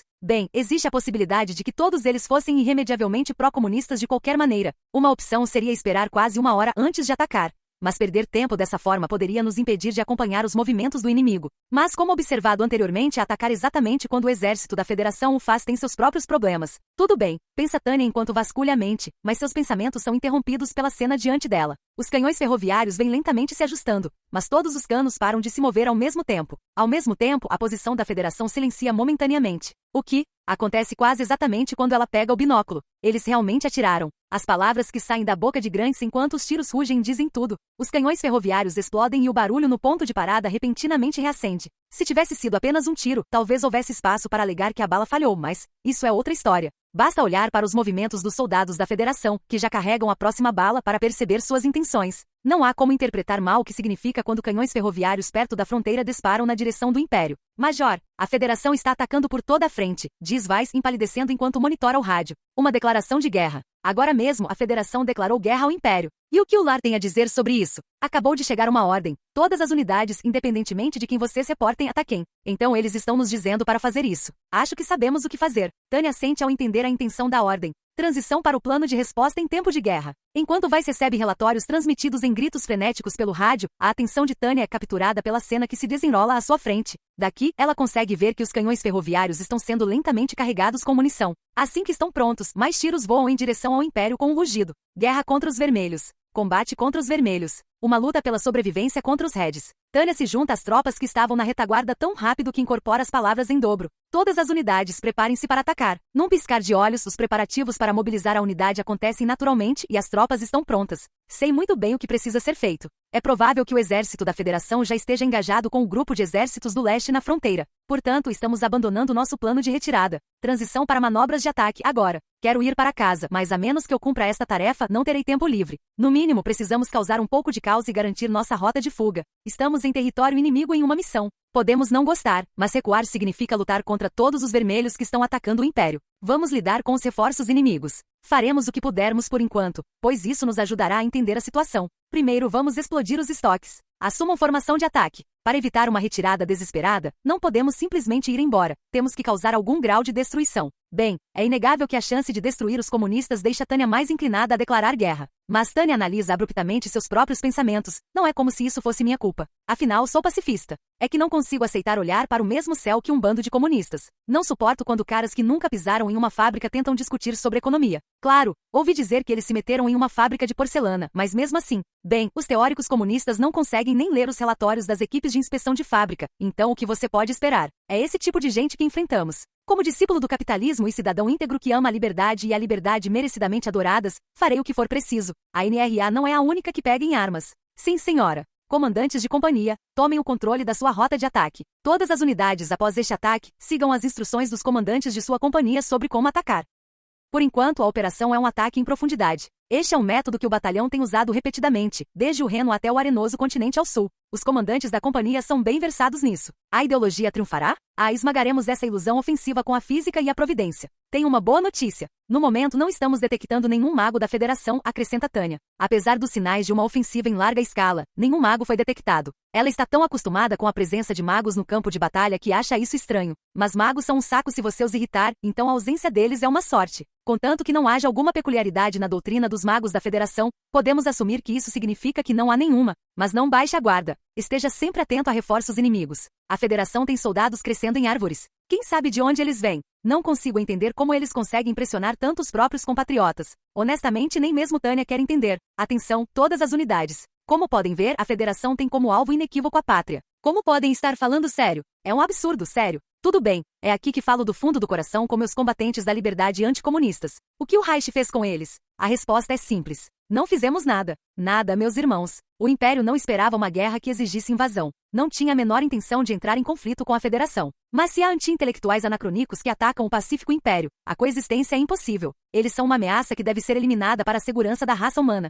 Se permitimos que os comunistas agissem sem controle, sem fazer nada à escória da Federação, então a responsabilidade provavelmente é nossa. Tropas, temos que resolver isso aqui e agora. Este é o preço por negligenciar o descarte de lixo. Temos que derrotar os comunistas pela relativa liberdade do Império e do resto do mundo humano. Isso é motivo mais do que suficiente para a guerra. Estamos lutando pela nossa pátria. Não, o próprio destino do mundo depende deste conflito. Levantem-se para a batalha. Sejam corajosos. Se não fizermos isso, o mundo será forçado a continuar com um século de experimentos em seres humanos. Humanos normais não conseguem processar fisiologicamente o veneno conhecido como comunismo. É tão mortal quanto o cianeto de potássio. Amanhã, qualquer um que não seja clorídrico perecerá em massa. Se uma tragédia é evitável, eu quero evitá-la. Levantem-se para a batalha, tropas. Levantem-se. O futuro do mundo livre depende de você. Peguem seus rifles. Peguem seus orbes. Armas não atiram em pessoas. As pessoas atiram com armas. As pessoas atiram em comunistas com armas de fogo. Comecem as manobras. Tânia incita seus soldados a defender a liberdade e, em resposta, eles avançam. O do 103º Batalhão de Magos Aéreos liderado pelo Major von Degorechaf mudou oficialmente de sua missão original de reconhecimento para ataque. Naturalmente, eles estão equipados para reconhecimento, então não têm o equipamento adequado para atacar uma base. Mesmo para magos com seu alto grau de versatilidade, um ataque frontal à área de concentração costuma ser difícil. Geralmente. Bem, canhões ferroviários são alvos esplêndidos. Tânia ri para si mesma. Posições de artilharia não têm escassez de combustíveis. Você pode praticamente contar com um paiol de pólvora ou algum outro depósito de explosivos por perto. E as posições de artilharia do Exército da Federação estão acumulando munição exposta por toda parte, sem nenhuma gestão de segurança. Bem, os comunistas gostam de ignorar as regulamentações, então esse erro é bem característico. Como resultado, podemos detonar seus caros canhões ferroviários, alinhados como pescoços de ganso na tábua de corte, com uma fácil reação em cadeia. Maravilha! Tânia sorri e grita. Preparem-se para atacar. Estamos avançando e depois vamos atropelar e fugir. Entendido. Preparem as fórmulas explosivas. Atacaremos assim que estiverem prontas. Apenas uma única fórmula de explosão. Normalmente, se ele destruir uma casamata, ótimo. Mas e se houver explosões secundárias? Isso sim é conversa fiada. Até mesmo iniciar um incêndio pode destruir uma grande quantidade de suprimentos em um instante. Grande, frágil, altamente inflamável. O alvo perfeito. Sem dúvida. Isso me lembra de como o exército Dácio nos auxiliou em nosso treinamento de ataque anti-superfície. Eu cometi um erro muito embaraçoso lá atrás. Não se preocupe, Capitão Weiss. O único que riria de você por seguir o manual à risca é o Tenente Cerebriacol ali. Ignorando o inferno que se desenrola abaixo deles, Tânia e seu vice-comandante, Weiss, voam calmamente bastante satisfeitos. Tirando alguns tiros perdidos, não há praticamente nenhuma interceptação aérea. O batalhão já deve estar completamente acostumado a missões de ataque anti-superfície. Em uma magnífica demonstração de habilidade, Cerebriacol derrota uma unidade enquanto Grans mira com eficiência em outra que conseguiu se manter firme. Tanto a divisão de trabalho quanto a competência do ataque podem ser descritas como admiráveis. O do 103º Batalhão de Magos Aéreos foi intensamente selecionado e treinado, mas seu batismo em combate real os tornou ainda mais elitistas. Comparados ao seu tempo na Guerra Dácia, as tropas são notavelmente mais disciplinadas e eficientes. Claro que assim como no Dácia, a falta de habilidade do lado inimigo é uma grande ajuda. Não temos explosivos que possam ser usados em ataques anti-superfície. Mesmo assim, se conseguirmos disparar um tiro em algum lugar, os projéteis dispostos ao longo da linha de canhões ferroviários explodirão. E nosso alvo são aqueles frágeis canhões ferroviários. Este é realmente, como Weiss observou, o alvo perfeito. Cara, eu não acredito que os reforços deles são todos de infantaria. Estávamos convencidos de que magos da Federação seriam convocados para defender a área de concentração, mas nossas expectativas foram frustradas. Não importa o quanto os aterrorizemos, os únicos que vêm correndo para nos interceptar são soldados de infantaria. Tânia esperava um contra-ataque feroz, então a decepção é na verdade bastante intensa. É como entrar na ofensiva trabalhista da primavera com uma recomendação de uma rodada de demissões e vê-la passar sem resistência. Não há nada mais inesperado do que isso. A companhia do Tenente Grants tem uma sugestão, Major. Eles gostariam de realizar outro ataque para aumentar nossos ganhos. Tânia havia dito a todos para não se espalharem muito, para que pudessem recuar enquanto a retaguarda segurava o inimigo caso reforços inimigos substanciais aparecessem. Mas, nessas circunstâncias, talvez não seja má ideia pressionar por mais. De uma perspectiva mais ampla, ela percebe que eles deixaram passar alguns focos de resistência aqui e ali. Então vamos lá. Parece que isso está se tornando menos uma emboscada e mais uma batalha de manobra. Sim, senhora. Imediatamente. Tânia não está disposta a deixar o inimigo restabelecer uma resistência organizada. Nesse sentido, é melhor atacar com força quando a batalha está indo bem. Ela decide aceitar a sugestão e imediatamente convoca um segundo ataque. Sério, onde estão os magos inimigos? Tânia se pergunta enquanto observa suas tropas, que estavam de prontidão no céu, romperem a formação de retirada anterior e se juntarem aos ataques de limpeza. É de senso comum que uma instalação logística como este depósito seria invadida. Seja o inimigo competente ou não, qualquer bom exército deve sempre pensar em defesa. Uma unidade de reforço de magos, habilidosos ou não, deve ser enviada como medida de segurança. Conduzir um ataque de sondagem anti-superfície e lidar com os reforços que aparecem sem perceber o que os espera. Esse era o plano, e ela imagina que não foi um erro deixar suas tropas à espreita. Mas ninguém viu nenhuma unidade aérea inimiga ainda, muito menos magos. Eu esperava que eles enviassem unidades aos poucos, ignorando completamente o conceito de eficiência. Mas que falta de resposta é essa? É muito difícil entender o funcionamento do mundo nesta época. Major, há uma mensagem urgente do QG. Estamos conectados. Leia. Por enquanto, ela decide mudar de assunto para se concentrar nas instruções que finalmente conseguiram obter da sede. Sim, senhora. É uma ordem para apoiar os exércitos orientais. Os detalhes ficam a seu critério. A mensagem que me foi entregue contém as ordens de voo habituais, com permissão para agir livremente. Fico feliz que os chefes sejam tão bons em gerenciar seus subordinados. Se eu tivesse um chefe como Tsugene ou Gushi de merda, eu perderia completamente a vontade de lutar e sairia correndo daqui. Ah, é tão bom ter o General Von Zetor como meu superior. Se eu continuar com ele, dado o atual estado da dinâmica interna da facção, tenho a garantia de avançar. Que conexão maravilhosa. Ele é muito valioso em termos de capital social. Qual é a situação? Quero saber como estão as linhas de frente. Tudo isso é para essa maravilhosa parte interessada. Como indivíduo racional do mundo moderno, está claro que meu destino é fazer um trabalho completo e sincero. Confiança e sinceridade são as práticas empresariais básicas dos tempos modernos. Dito isso, favoritismo e conluio excessivo só afligirão a organização com um caso desprezível de arteriosclerose, é claro. De qualquer forma, o conceito é muito difícil de ser compreendido por comunistas sem noção de eficiência. Quando seus cérebros comunistas pensam em produção, a distribuição está completamente ausente de suas ideias. Bem, eles podem ir em frente e fabricar uma pilha de produtos inúteis apenas para deixá-los apodrecer. Da nossa parte, tudo o que precisamos fazer é seguir o mercado. Aparentemente, Adam Smith era religioso. Aquela parte sobre a mão invisível de Deus é bem estranha para mim. Deve ser a mão invisível do mercado. Ah, pensar é tão divertido. Mas as únicas pessoas que realmente conseguem se envolver nisso são os acadêmicos.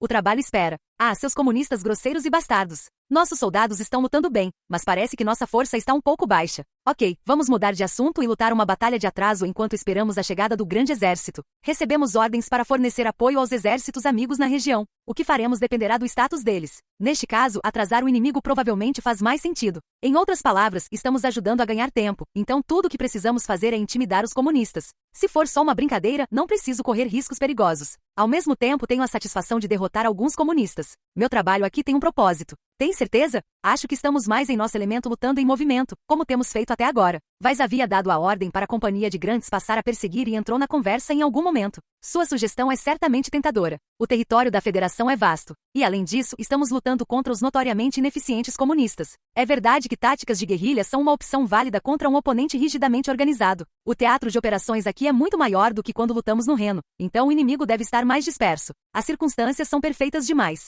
Dada a situação atual, seria mais trabalhoso aproximar-se das linhas principais e ser incorporado a uma unidade amiga. Adoro bater em comunistas, mas não gosto nada que eles me batam. De qualquer forma, se você comparar isso a romper as linhas principais do inimigo, fazer um desvio não parece melhor. Apoiaremos os exércitos orientais, mas somente se estivermos seguros. De jeito nenhum eu os priorizaria em vez de mim. Liberdade. É óbvio que a liberdade deve ser priorizada acima de tudo. Em outras palavras, não temos obrigação de nos juntar às linhas de frente, que certamente estão envolvidas em um pesado tiroteio. Felizmente também temos uma causa justa, então buscaremos a segurança na medida do possível. Então vamos voar? Claro. Mas em vez de ficarmos nos esgueirando, vamos ser uma distração. Se desviarmos as forças inimigas, isso atenderá à ordem de apoiar a batalha que está sendo protelada. E será tão bom derrotar os comunistas com estilo. Sem limites em termos de ROI. Naturalmente não teremos escolha a não ser atacar áreas urbanas também. Afinal, os comunistas estão sempre falando em ataques generalizados de todos os cidadãos ou algo assim. Tenho certeza de que isso vai além da prática de recrutamento em massa. É mais como se eles acreditassem que todos são soldados. Afinal, esse é o tipo de gente que lançaria uma grande ofensiva contra a agricultura.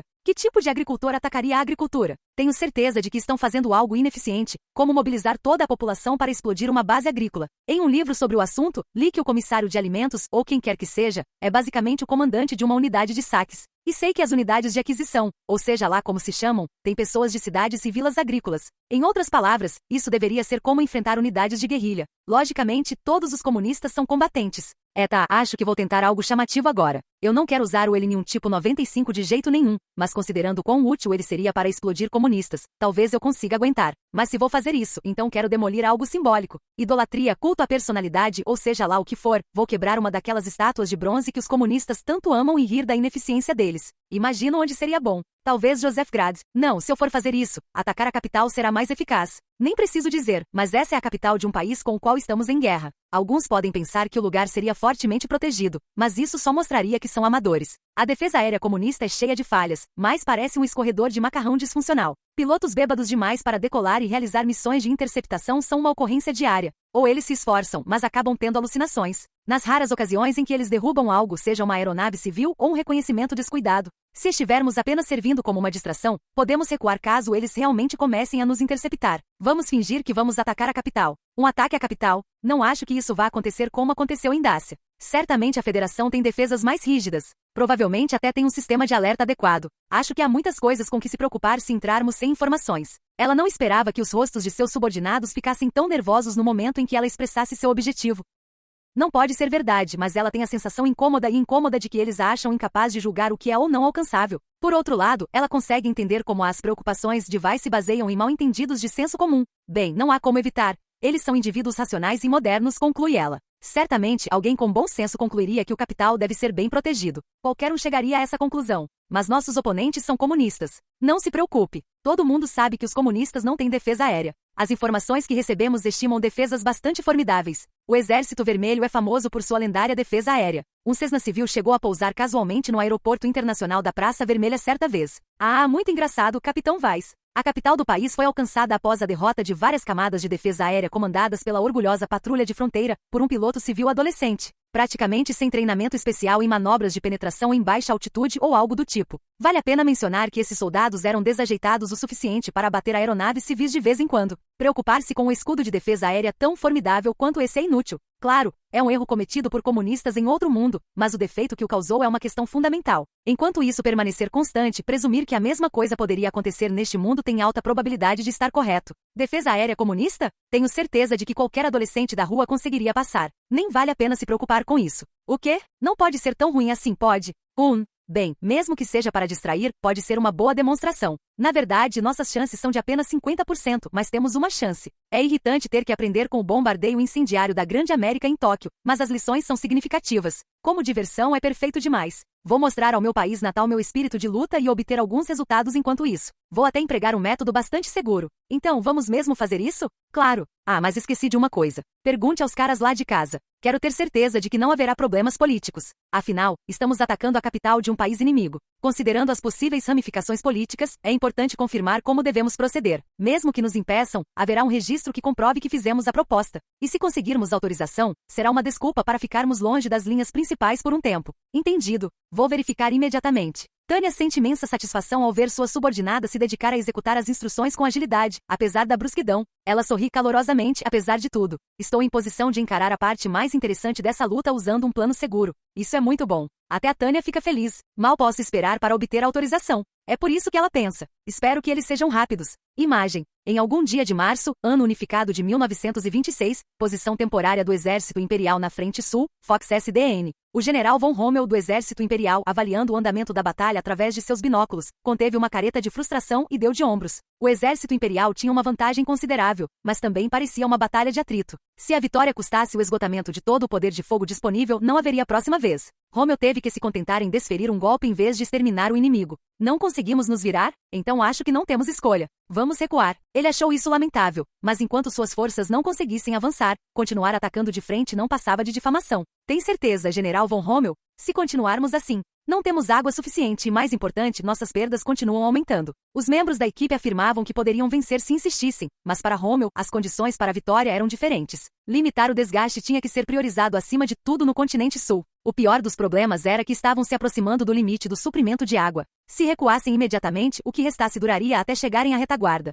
Se a luta se arrastasse, havia uma chance de que acabassem mesmo se recuassem. Saber a hora de parar era crucial em um lugar como aquele. A alocação de recursos limitados poderia mudar tudo. Por enquanto, vamos considerar o golpe que desferimos como bom o suficiente. Comecem a recuar, mas eu quero arrancar a cabeça de Dilugo algum dia. Sim, senhor. O exército republicano livre resistia teimosamente. Além disso, Rommel acreditava que sua força de combate parecia crescer a cada dia. Infelizmente, ele também ouvirá dizer que os esforços de resistência da organização anti-império de Dilugo estavam surgindo em mais lugares. O país natal havia começado a torcer fervorosamente pela eliminação de Dilugo como parte da política de ocupação. Mas seu oponente não era nada fácil. Ele tentava agravar o desgaste imperial, evitando uma batalha decisiva. Se o império deixasse a situação se prolongar por muito tempo, correria o risco de perder a chance de esmagar o líder republicano. Dito isso, se as intenções de Dilugo haviam sido divulgadas era outra questão. Não estava claro se as unidades coloniais estavam a par da situação. Poderíamos tentar fazer alguma coisa, e foi por isso que antes que Rommel percebesse, ele teve uma ideia. Milímetro 1, uma briga não deve ser problema. Vamos preparar uma emboscada enquanto recuamos.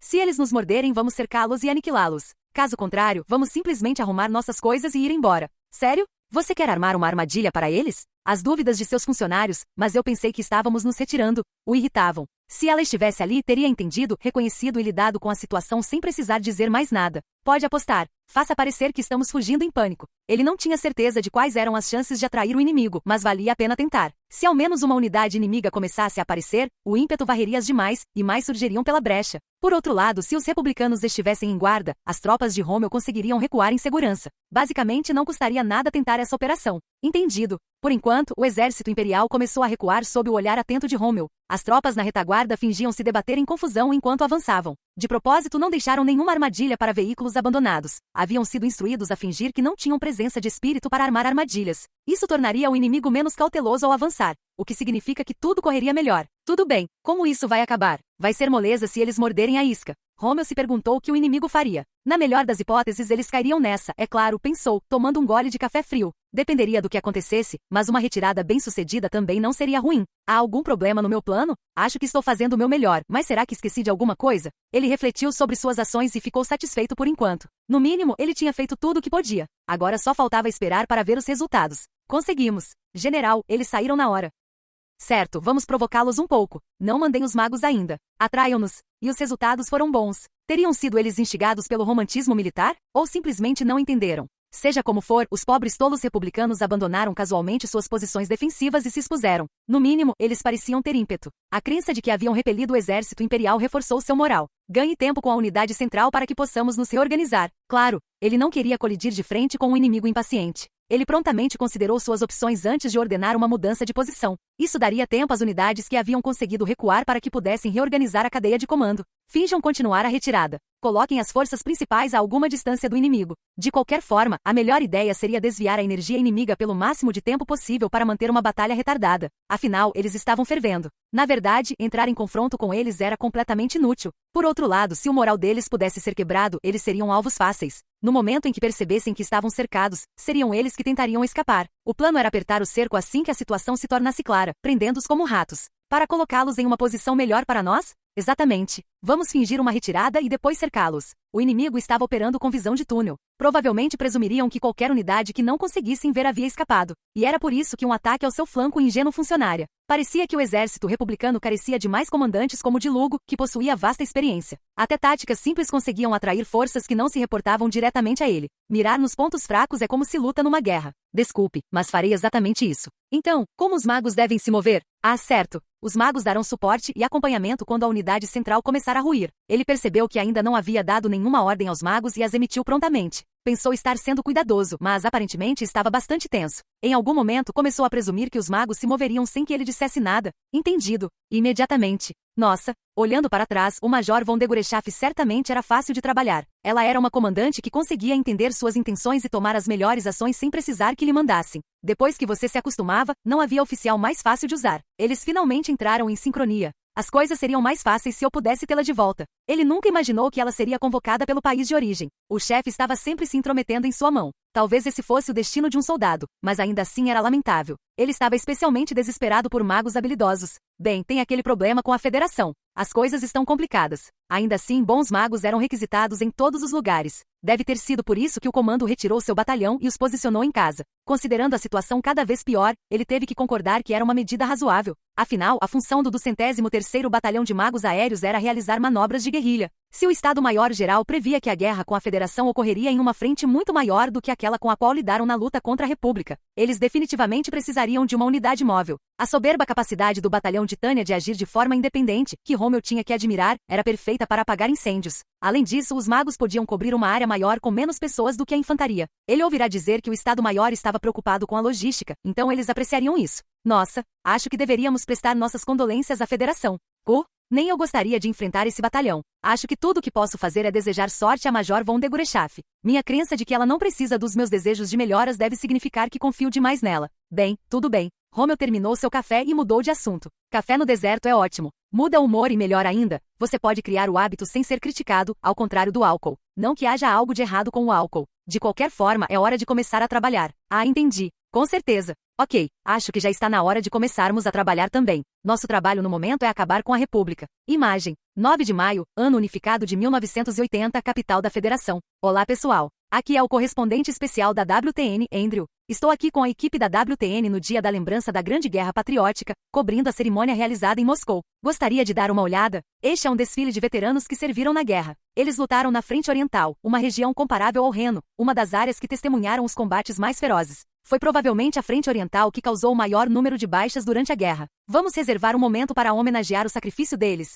Agora, uma pequena lição de história. Até o início das hostilidades, a relação entre a Federação e o Império durante a Grande Guerra era extremamente delicada. Hoje em dia podemos rir disso, mas, até o início dos combates, a atitude de ambos os países era simplesmente manter o controle um sobre o outro, apesar da tensão. A teimosa neutralidade da Federação durante os duros combates na frente do Reno é considerada decisiva. Por causa disso, a República não conseguiu destruir o exército imperial com um ataque de saturação em várias frentes que tanto desejava. E como resultado, a agência de inteligência republicana supôs, na época, que a Federação mantinha uma neutralidade amigável em relação ao Império. O líder das forças da República Livre, General de Lugo, chegou a presumir que a Federação devia estar enviando exércitos voluntários. Na realidade, a única ação que a Federação tomou desde o início da Grande Guerra foi condená-la por meio do Comissariado de Relações Exteriores. Por outro lado, houve um período, ainda que breve, em que os militares imperiais e da Federação construíram uma relação tão próxima que quase formaram uma aliança, como pode ser visto no Tratado de Rapallo, parcialmente divulgado. Os dois países pareciam estar em conflito, mas secretamente trocaram conhecimentos militares e assinaram um pacto de não agressão. Com esse contexto em mente, gostaria de relembrar o dia em que a Federação entrou na guerra. Naquele ano, o Exército Republicano Livre e o Exército da Comunidade Britânica travavam uma dura batalha no continente sul. Ambos mal podiam acreditar no que ouviam quando a boa notícia chegou. A reação do Ministério das Relações Exteriores da Comunidade Britânica ao primeiro relatório ainda é comentada hoje. Dizem que quando receberam a notícia de que a Federação havia se juntado à guerra, eles rapidamente concluíram que ela havia se juntado ao lado imperial. Há até uma anedota lendária que diz que o major-general, na época, Abergron, da Divisão de Estratégia Externa do Exército da Commonwealth, enviou o mensageiro 3 vezes. Aliás, disse que o general de Lugo, do Exército Republicano Livre, acreditou nele em 2 tentativas. Bem, deve ser uma prova de que nós, com o espírito 7 de John Bull, permanecemos alertas e não cedemos ao pensamento positivo. Naturalmente, a reação do Império é contrastante. Dizem que isso chocou até o general von Zetor, que com seus planos diabólicos amedrontava os países aliados. De acordo com os registros de seu ajudante, quando recebeu o relatório sobre os sinais de que o exército da Federação se juntaria à guerra, as primeiras palavras que proferiram foram, de todas as coisas ridículas. Também se observa que ele e seu colega, o general von Rudersdorf, incapazes de compreender por que a Federação entraria na luta, ficaram tão atordoados que praticamente começaram a olhar para o nada. Dito isto, hoje em dia isso não é visto como um erro deles. Afinal, o envolvimento da Federação na guerra foi inesperado até mesmo para a maioria de seus próprios oficiais militares. A decisão de entrar na guerra foi tomada apenas um mês antes do movimento inicial. A crença geral é de que o plano foi elaborado por apenas um punhado de figuras-chave. Eles fizeram pequenas mudanças no exercício de larga escala programado regularmente, escolhendo um ponto de concentração próximo ao Império e definindo expectativas de muito fogo real. Obviamente tratava-se de uma mobilização sob o pretexto de um exercício. E como na época havia uma guerra em curso, os outros países certamente estavam sensíveis a tais conspirações, especialmente o Império ali ao lado. A inteligência imperial descobriu algo acontecendo na Federação, mas depois de fazer todos os esforços para coletar informações, o Estado-Maior do Exército Imperial concluiu que o exercício da Federação não ultrapassaria os limites de uma demonstração. Isso foi um erro de cálculo completo. É claro que depois de sofrer o ataque surpresa da República na frente do Reno, eles sabiam o suficiente para manter suas linhas defensivas afiadas. Ainda assim, depois de entrevistar a grande maioria dos oficiais da Federação, eles estavam convencidos. Eles acreditavam que o exército da Federação não estava interessado em começar uma grande guerra. Dado que do lado importantíssimo da Federação, a maioria dos comandantes acreditava que estavam indo para um exercício. Os resultados da pesquisa eram uma questão de rotina. As verdadeiras intenções dos mentores foram completamente ocultadas dos comandantes da Federação até o último momento. Como prova disso, até mesmo o Comitê de Defesa do Estado foi informado apenas 72 horas antes do início dos combates. É por isso que, apesar da cautela com que lidou com a situação, o exército imperial foi enganado, e foi perdoado por isso. Conseguiu construir linhas defensivas com dificuldade, mas o envio de reforços definitivamente não foi o ideal.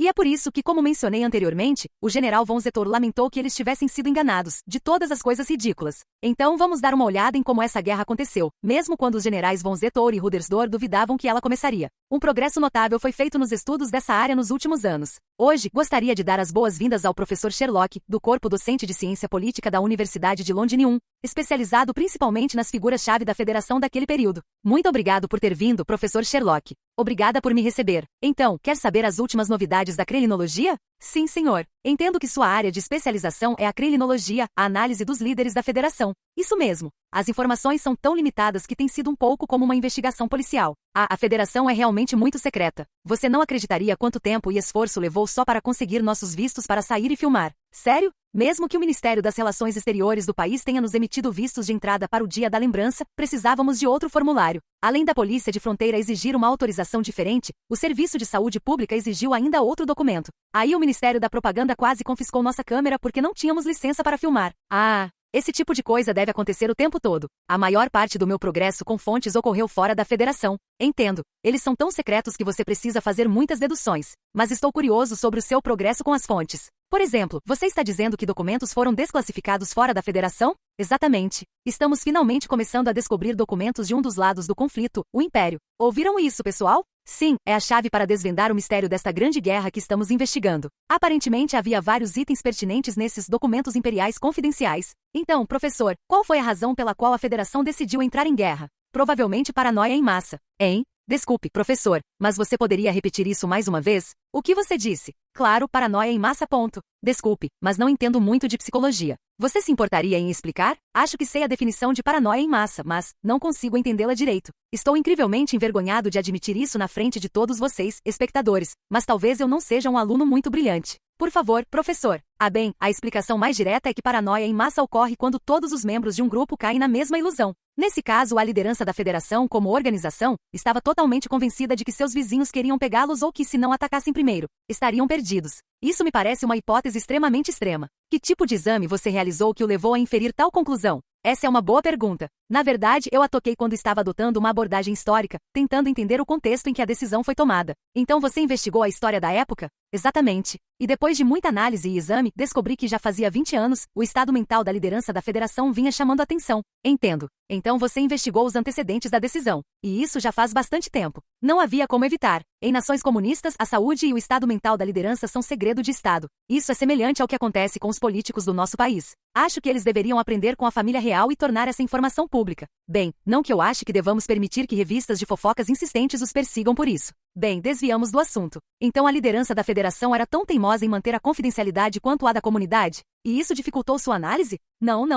A espessura do véu de segredos da federação ofusca os da comunidade. Dito isso, meu principal problema era a falta de documentação. Ainda assim, eu diria que os políticos da comunidade britânica estão mais cautelosos do que a média. Nossa equipe de reportagem nunca é bem-vinda. De qualquer forma, se a federação é ainda mais reservada, então eu entendo por que ter acesso a qualquer documento tem sido tão difícil. Mas você diz que a situação mudou agora? Isso mesmo. Tudo se deve a um segredo que encontramos nos documentos do Estado-Maior do Exército Imperial. Após a guerra, todos os materiais apreendidos pelos exércitos da Aliança foram desclassificados, e finalmente o encontramos. Documentos secretos do Exército Imperial? E aí? O que você encontrou? O presidente do Conselho dos Comissários do Povo, Zugavili, parecia um possesso. O chefe do Comissariado de Assuntos Internos, Loria, foi considerado monomaníaco. Essa é outra conclusão terrivelmente extrema. Como diabos eles foram parar lá? Considerando que esses documentos são de um país em guerra, certamente a interpretação mais generosa que você pode dar é que os fatos estão distorcidos. Essa é uma ótima pergunta, mas a análise foi realizada de forma séria e imparcial por especialistas. Mesmo a julgar pelos padrões atuais, eles aderiram bem aos princípios da análise psicológica. Nossa impressão geral é que fizeram um bom trabalho. Então podemos acreditar no que eles disseram? É correto e imparcial? Se podemos acreditar nessas informações, quão confiável você acha que elas são? É certamente mais confiável do que as contas oficiais da Federação. O que significa que a razão pela qual a Federação entrou na guerra foi paranoia. Que surpresa! Então, uma ilusão em massa mudou o curso da história. Isso realmente nos dá uma ideia de quão irônica, ou talvez estranha, a história é. Este foi o correspondente especial da WTN, Andrew, e o professor Sherlock, do Corpo Docente de Ciência Política da Universidade de Londinium. Imagem. Livro didático para pequenos cidadãos. A história da nossa nação. O gentil Sr. Joseph estava preocupado. As expectativas de todos que acreditavam nele pesavam sobre seus ombros. Pensando apenas na felicidade do povo, ele achou que era hora de trabalhar duro para desenvolver a federação. Mas, seus cidadãos, mimados por sua bondade, só entraram em declínio. Que horrível! O Sr. Joseph ficou muito chateado. Ele decidiu pedir uma solução ao seu companheiro de confiança, o camarada Loria. A competente camarada Loria entrou em ação. Primeiro, para que as pessoas entendessem a importância do trabalho, ele tomou a iniciativa de iniciar as inspeções. Nem é preciso dizer que o camarada Loria tinha uma compreensão perfeita das ordens do Sr. Joseph. Ele começou a tentar, embora nunca com uma atitude arrogante, persuadir as pessoas. Se o seu trabalho atual é muito difícil, por que não tentar um mais fácil? As atividades do camarada Loria refletiam sua compreensão do coração bondoso do Sr. Joseph. Ele pensava junto com as pessoas sobre que tipo de trabalho seria mais adequado para cada um deles. Claro, ele encorajava ativamente as pessoas que queriam experimentar trabalhos intensos ou difíceis, mas o camarada Loria sentia que apenas encorajá-las era irresponsável. Para que não se sentissem solitários, ele enviou ajudantes e decidiu procurar um emprego administrável para aqueles que não conseguiam lidar com um trabalho intenso e difícil. Na verdade, esse era o maior desafio do camarada Loria. Cada pessoa era diferente. Alguns camaradas eram corredores rápidos, enquanto outros eram lentos, mas fortes.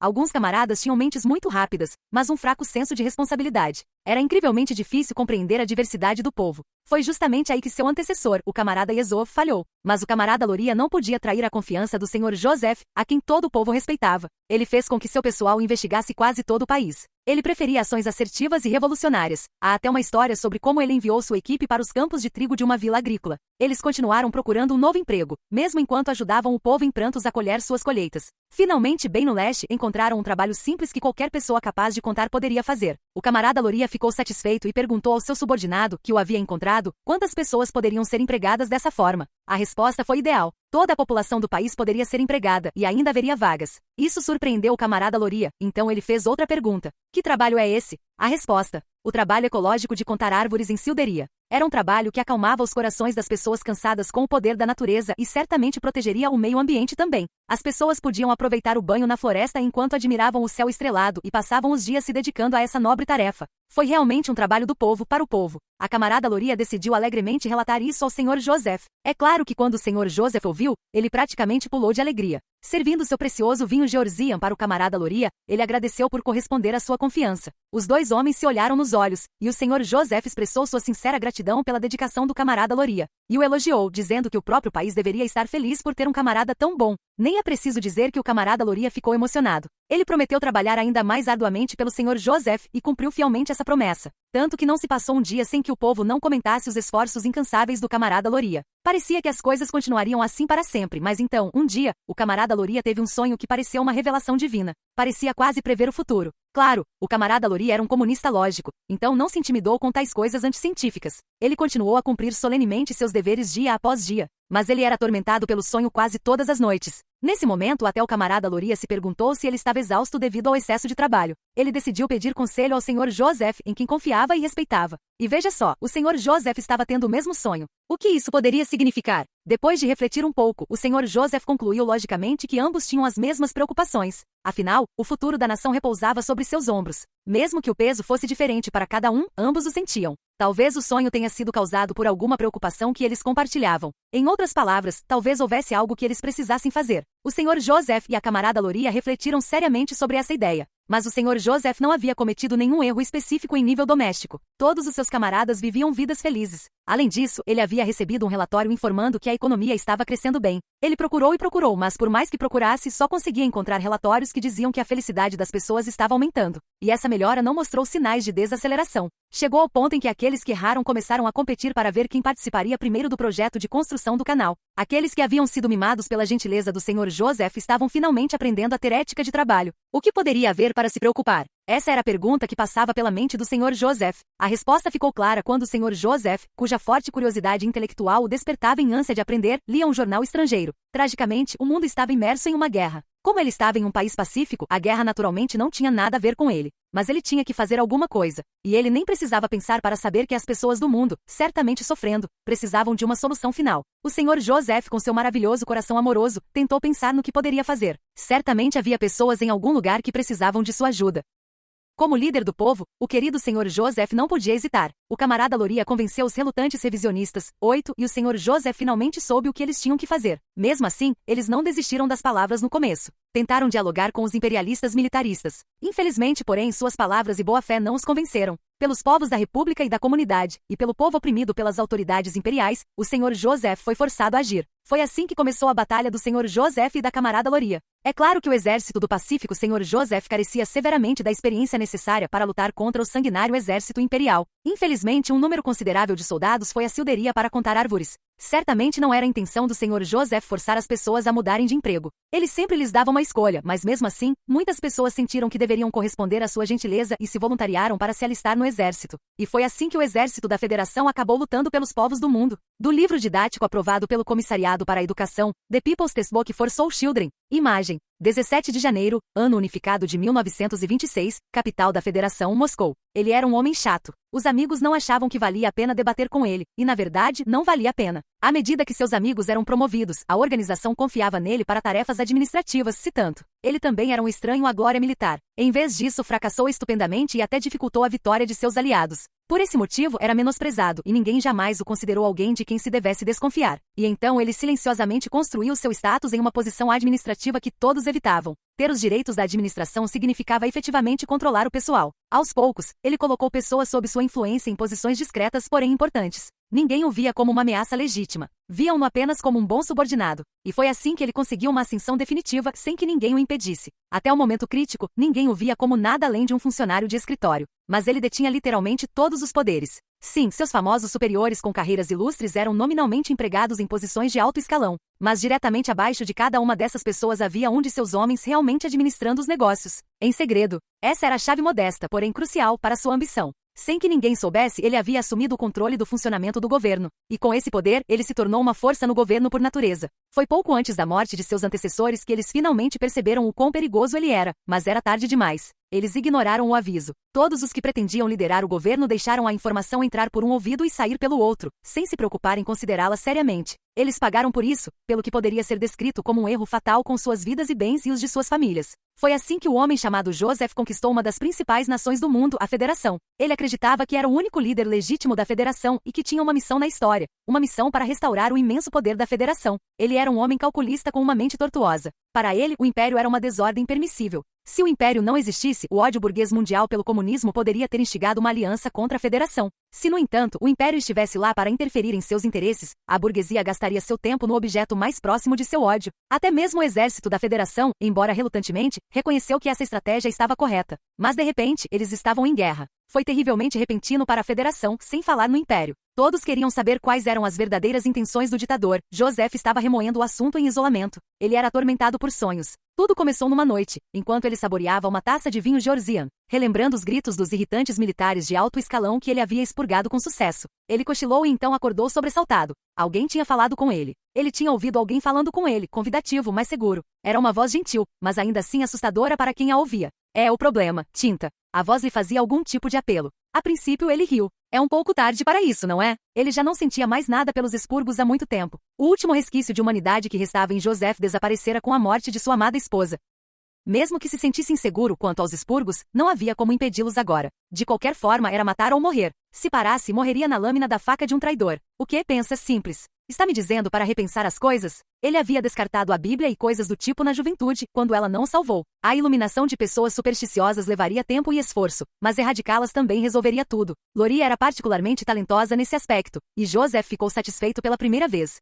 Sol. Mas a voz que o chamava não sabia quando parar. Talvez, como ele temia, tivesse algo a ver com os magos. Ao contrário dos soldados mais substituíveis, ou em outras palavras, aqueles cujos pescoços ele podia cortar a qualquer momento, os magos eram mais difíceis de controlar. Como até mesmo um único mago poderia resistir à organização, deixar qualquer um deles permanecer era como deixar carvão vivo espalhado por aí. Por isso, ele tomou uma atitude proativa para deter os dissidentes com antecedência. Mesmo assim, parecia haver algum tipo de interferência acontecendo que ele não conseguia compreender. Aborrecido, estendeu a mão para o fone e chamou o chefe da segurança. Dependendo da situação, achou que seria melhor colocar outra pessoa no comando. Mas ele se arrependeria de ter pegado aquele telefone pelo resto da vida. Até então, a voz soava cheia de ruídos, mas agora soava claramente na secretária eletrônica. É porque todos vocês existem que há um problema. Muito bem, vamos pensar nisso então. Sim, depois de pensar um pouco, é simples. Se nenhum de vocês estivesse aqui, não haveria problema. Ele sentiu como se algo o observasse, um medo arrepiante. Foi nesse momento que seu coração se apertou. A morte resolverá tudo. Portanto, cães comunistas, eu vos declaro, Zugavili e apóstata, Deus te punirá. Um apóstolo se aproxima. Agora mesmo, um apóstolo se aproxima do oeste. Tu e o resto dos bárbaros orientais serão erradicados. Temam o castigo do apóstolo. Um apóstolo, ele respondeu, apesar de tudo. Quando criança, ele ouviu histórias de que Deus enviou apóstolos para salvar e julgar, mas ele nunca acreditou nelas. Deus é uma fantasia. Deus não existe. Claro que não, disse a si mesmo. Mas antes que percebesse, percebeu que havia algo que o assustava. O oeste. Sim, o oeste. Ele não podia ignorar o império no oeste. Ela havia sido atacada de 3 direções e saído vitoriosa em todas elas. Se não detivessem o império agora, existisse Deus ou não, a Federação teria que enfrentar sozinha aquele imensamente poderoso exército imperial. Não quero pensar nisso, mas por acaso. Seus pensamentos dispararam, mas então ele percebeu que estava sendo enganado. Quem inventou isso? Deve ser obra daqueles canalhas. Eu não vou cair nessa. Não me venha com essa besteira. Ele pretendia desligar o telefone ao mesmo tempo, mas em vez disso ficou perplexo. Ele ouviu algo se estilhaçando no chão. Quando voltou a si, viu que havia derrubado sua taça de vinho. Não havia nem sinal de que ele havia tocado no fone para chamar a segurança. Senhor, que barulho foi esse? Ah, nada. Só deixei meu copo cair. Ele lançou ao seu subordinado um olhar que silenciou a pergunta sobre o que tinha ou não acontecido. Não se preocupe com isso. Nos olhos daqueles que recebiam esse olhar penetrante, havia o medo de ser mandado embora. Esse comportamento aprendido demonstrava que ele entendia que abrir a boca seria a ruína do homem. Joseph acreditava firmemente que a chave para controlar as pessoas era esse medo. Desculpe, mas me faça um favor e limpe isso. Não foi difícil para ele salvar a cara nessa situação. Não dessa vez. Mas problemas semelhantes continuaram por noites a fio. Não demorou muito para que até mesmo esse homem com nervos de aço cedesse aos pesadelos. Devo eliminá-lo. Preciso eliminá-lo imediatamente. A mente de Joseph não tolerava mais ameaças estrangeiras. É por isso que, embora houvesse poucos oficiais devido aos expurgos, o ressentimento dos fazendeiros decorrente da política de coletivização estava prestes a explodir, e ele tinha acabado de expurgar os magos. Ele tinha que mobilizar o exército. Ele teve que transformar seu exército imperfeito na máquina de guerra que era o império. É claro que no país de Joseph soldados cresciam em árvores.